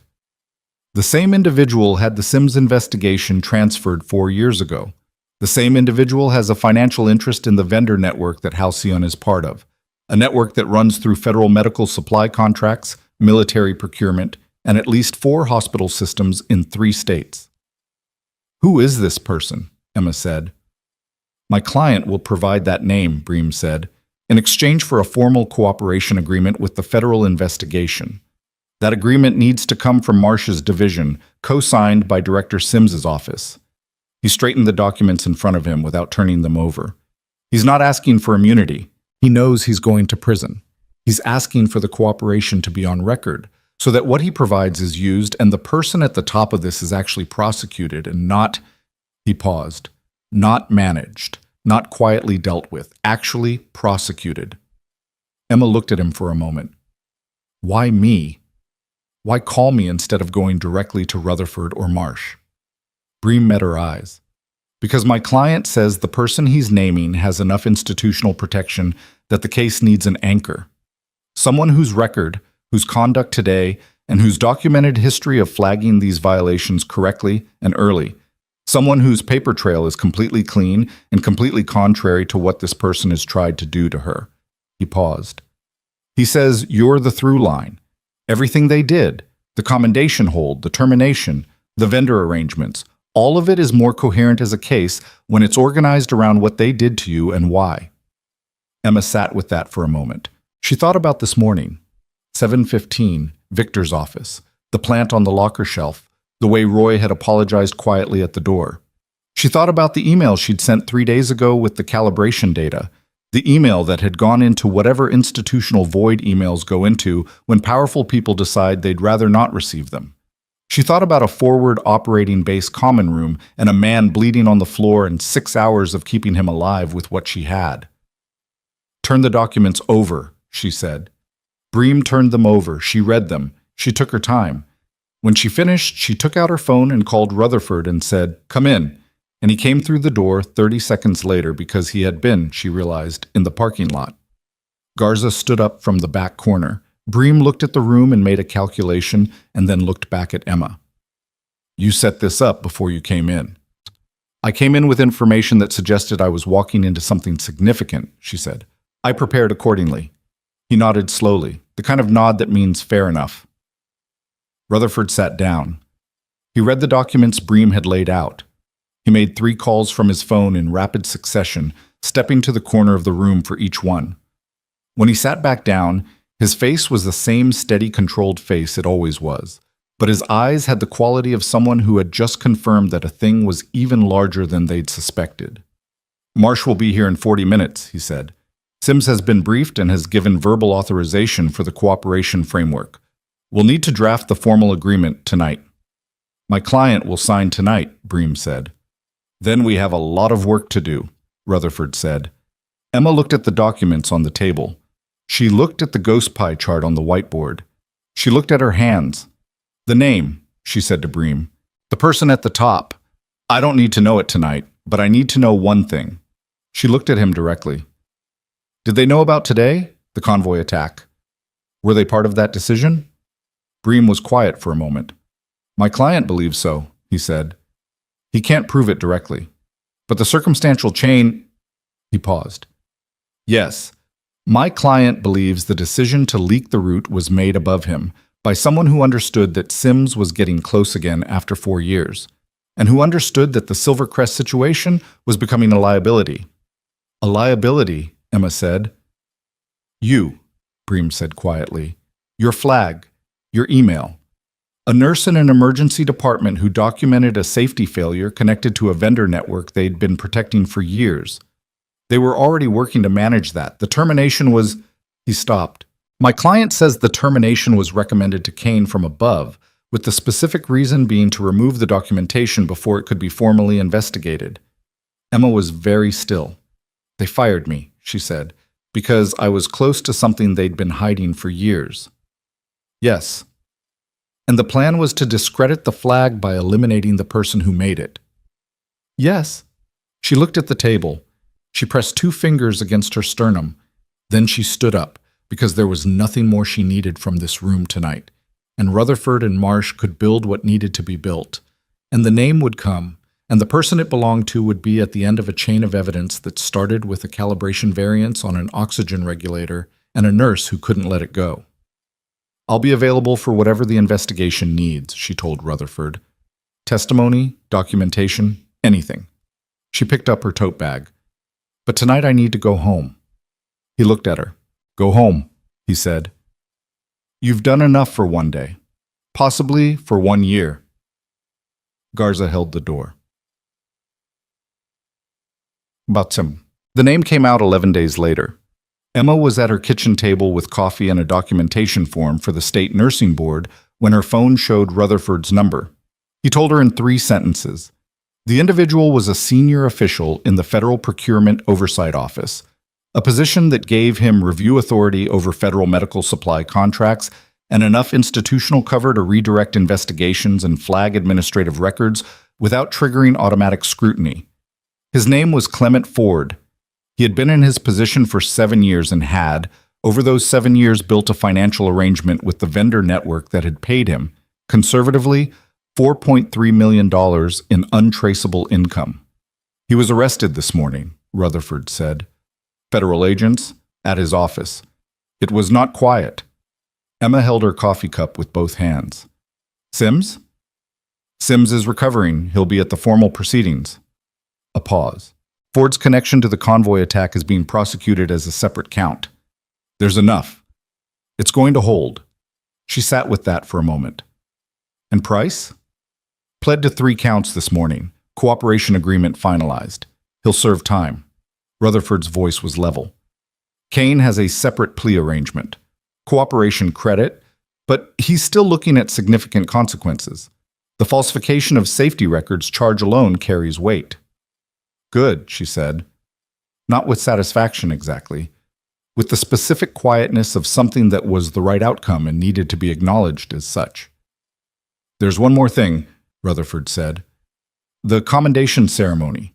It's been scheduled. 2 weeks from Friday, Fort Keene." A pause. "Director Sims will be there. He specifically requested it." Emma looked out her kitchen window. It was mid-October and the trees in the yard had gone to their autumn colors, the specific red and orange of late season, the colors that said something is ending and the ending is not a loss. "I'll be there," she said. The Silvercrest board made its public statement, 9 days after the arrests, which was 7 days longer than it should have taken and 2 days shorter than Emma had expected. The statement acknowledged failures in procurement oversight, safety review processes, and staff management. It acknowledged that a nurse had flagged safety concerns that were not acted upon, and that the failure to act on those concerns had created conditions that endangered patients. It used the word wrongful in describing the termination, which was the word that mattered legally. It also announced the appointment of an interim chief administrator while a formal search was conducted. And it announced the creation of a patient safety oversight committee with independent authority to review and escalate concerns, reporting directly to the board rather than through administration. Greta Langford was named interim chief administrator. Emma read that and considered it for a moment. Greta was not a hero. She was the person who had come to the ER during the crisis, read the room in 4 minutes, and gone back upstairs to do something with the information. In the days that followed, it had emerged that Greta had been the one to give Rutherford's team full access to the administrative suite's communications records. She had made that decision unilaterally, without waiting to be asked, before Price had been formally detained. That decision had yielded the communications that tied Price to the Ford network. Not a hero. Careful, and then, at the moment it mattered, decisive. Emma sent her a short email. "Congratulations. The safety committee is the right call. If you want input on the protocol structure, I'm available." She did not offer anything more than that because Greta would either take it or not, and either way, Emma had said what she had to say. Greta responded within an hour. "I'll take you up on that. When can you come in?" Emma came in on a Thursday morning, 10 days after the arrests, in her own clothes, without a badge, without a role, without any of the institutional framing that had once defined what she was allowed to be in that building. She came in through the front doors, and Roy was at the desk, and he looked up and his face did the thing it had done 11 days ago, except this time there was nothing complicated in it. "Ms. Whitmore," he said. "Roy," she said. "Good morning." She met with Greta for 2 hours and covered 4 years' worth of what she'd observed about the gap between Silvercrest's written safety protocols and how they actually functioned on the ground. She was specific, documented, and honest about the places where she had made the decision to flag things internally, rather than going external sooner, and what that decision had cost. "Why didn't you go outside the hospital?" Greta asked at one point. When Kane didn't respond. When Osei said after rounds, "You had options." Emma thought about this. "Because I thought I could fix it from inside," she said. "Because going outside felt like giving up on the institution." She paused. "That was wrong. Not morally wrong. Strategically wrong. When the institution is protecting a problem, working inside the institution just absorbs you. You become part of the furniture. And now? Now I think the outside pressure and the inside knowledge have to work together. You need people who know the building and people who can see it from outside. Both. Neither one alone changes anything." Greta wrote something on her notepad. "I want you to help design the escalation protocol for the new committee, in writing, something with teeth." She looked up. "I'd also like to offer you your position back." Emma had expected this. She'd been deciding what to say for 4 days. "I appreciate it," she said. "I don't think I'm going back to the same position." Greta waited. "Dre's office has offered me a civilian liaison role with the Joint Operational Medical Unit, developing trauma response protocols for hospital systems in regions with high military population. Using what I know about both environments," she paused. "I think that's where the work is. Not just for me, for a problem that nobody's been solving. You'd still consult on the committee protocol?" "Yes. That I'll do." She looked at Greta steadily. "The safety committee needs to be real, Greta, not a gesture. Real authority, real access, real consequences for non-compliance. If it becomes window dressing, I won't lend my name to it." "I know," Greta said. "That's why I'm asking you." Fort Keene on a Friday in late October sat under a sky that had gone pale and clear after a week of overcast, the kind of day that arrived without warning and made everything look sharper than usual. The ceremony was not large. Military ceremonies rarely were, when they were real. The large ones were for something else, for morale and optics and the institutional need to perform itself. This one was a room with about 40 people, a podium, and a flag. Sims was there. He moved carefully, recovering with the specific deliberateness of someone who had recently been reminded that the body has limits. He shook Emma's hand before the ceremony and said, "I owe you a longer conversation when I'm not still held together with Fisk's handiwork." "You don't owe me anything," she said. "That's not true," he said. "But I'll let you have the last word on it for now." Marcus Webb was there, in uniform, which she hadn't seen in 2 years. He looked like himself and also like someone who had been doing something demanding in the time between, which was probably accurate. "You look better than you did in a parking garage," he said. "Lower bar than you think," she said. He almost laughed. He laughed a lot more than she remembered from Kandahar, which might have meant something, or might have meant he was just older and less tightly wound. Rutherford spoke briefly before the citation was read. He did not editorialize. He had the military's specific economy with language when formality was called for. But he noted factually that the documentation of Emma Whitmore's conduct over the previous 2 years, including the Kandahar rotation and the events of September's emergency, represented an uncommon consistency of competence under pressure across contexts that most medical personnel never encountered once.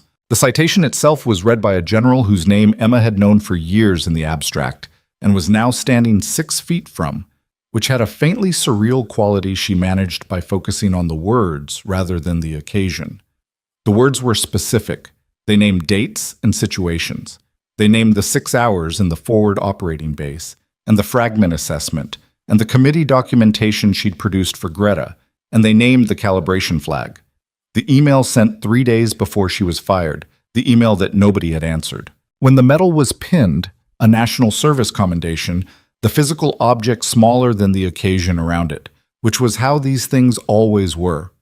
Emma stood straight and kept her face even, and felt, underneath all of it, the specific complicated texture of being recognized for something you did because it needed doing, by people who had the authority to make the recognition mean something, after 2 years of doing it in rooms where nobody was watching and it cost you rather than rewarded you.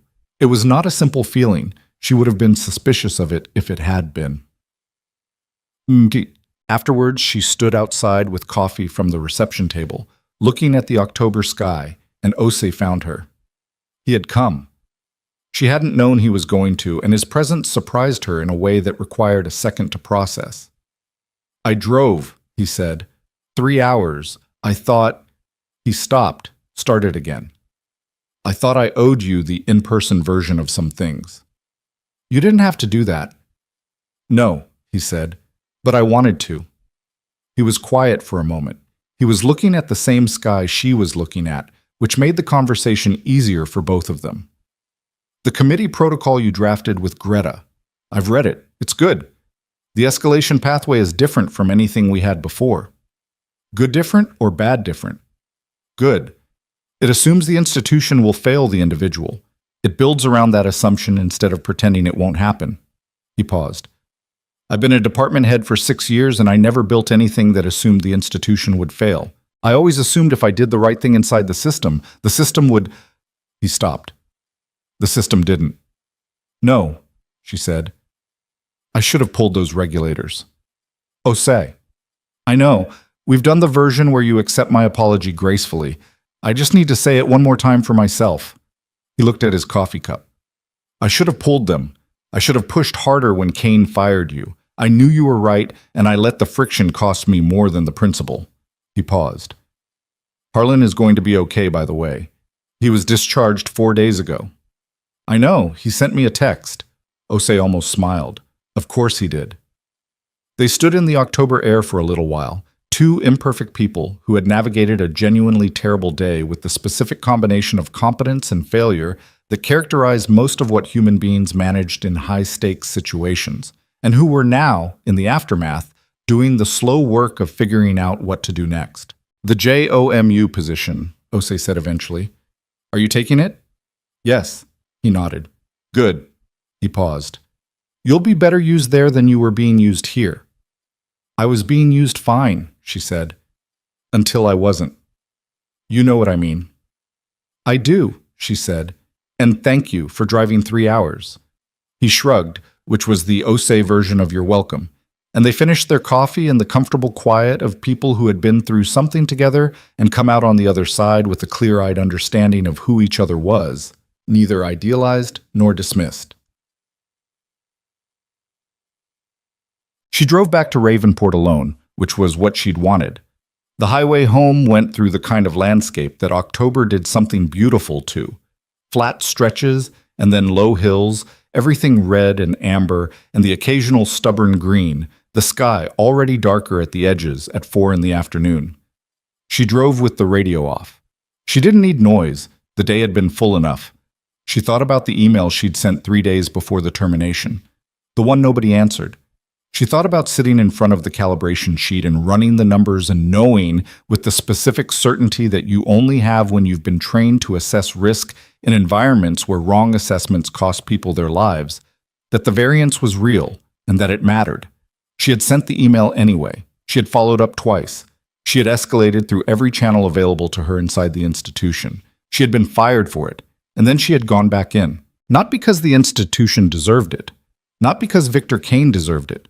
Because Harold Sims was on a gurney with a fragment 3 millimeters from his pulmonary artery, and Harlan was slowly bleeding in Bay 6, and the work was the work regardless of who was watching or who was paying, or whether the system that employed you was going to treat you with basic fairness. That was the thing she'd understood in Kandahar and had never been able to unlearn. The work does not wait for the conditions to be fair. The conditions are often not fair. You do the work anyway. Not because it will be recognized, not because the institution will reward you, not because the people in charge will see your value, but because the alternative is a world where the patient doesn't make it because the nurse walked away. She had not walked away. She had walked back in, with her plant on the bench and her badge gone, and no guarantee that any of it would matter, because a man was dying and she knew what to do. The highway stretched ahead of her in the fading October light. She thought about what she was going to say to the first group she'd be working with at JOMU, a cohort of civilian nurses being trained for partnership roles with military trauma units. Young, mostly. Some of them would have the things she'd had at that age, the absolute certainty that competence would be seen and rewarded, that doing the right thing was sufficient protection against the wrong outcome. She was going to tell them, it isn't.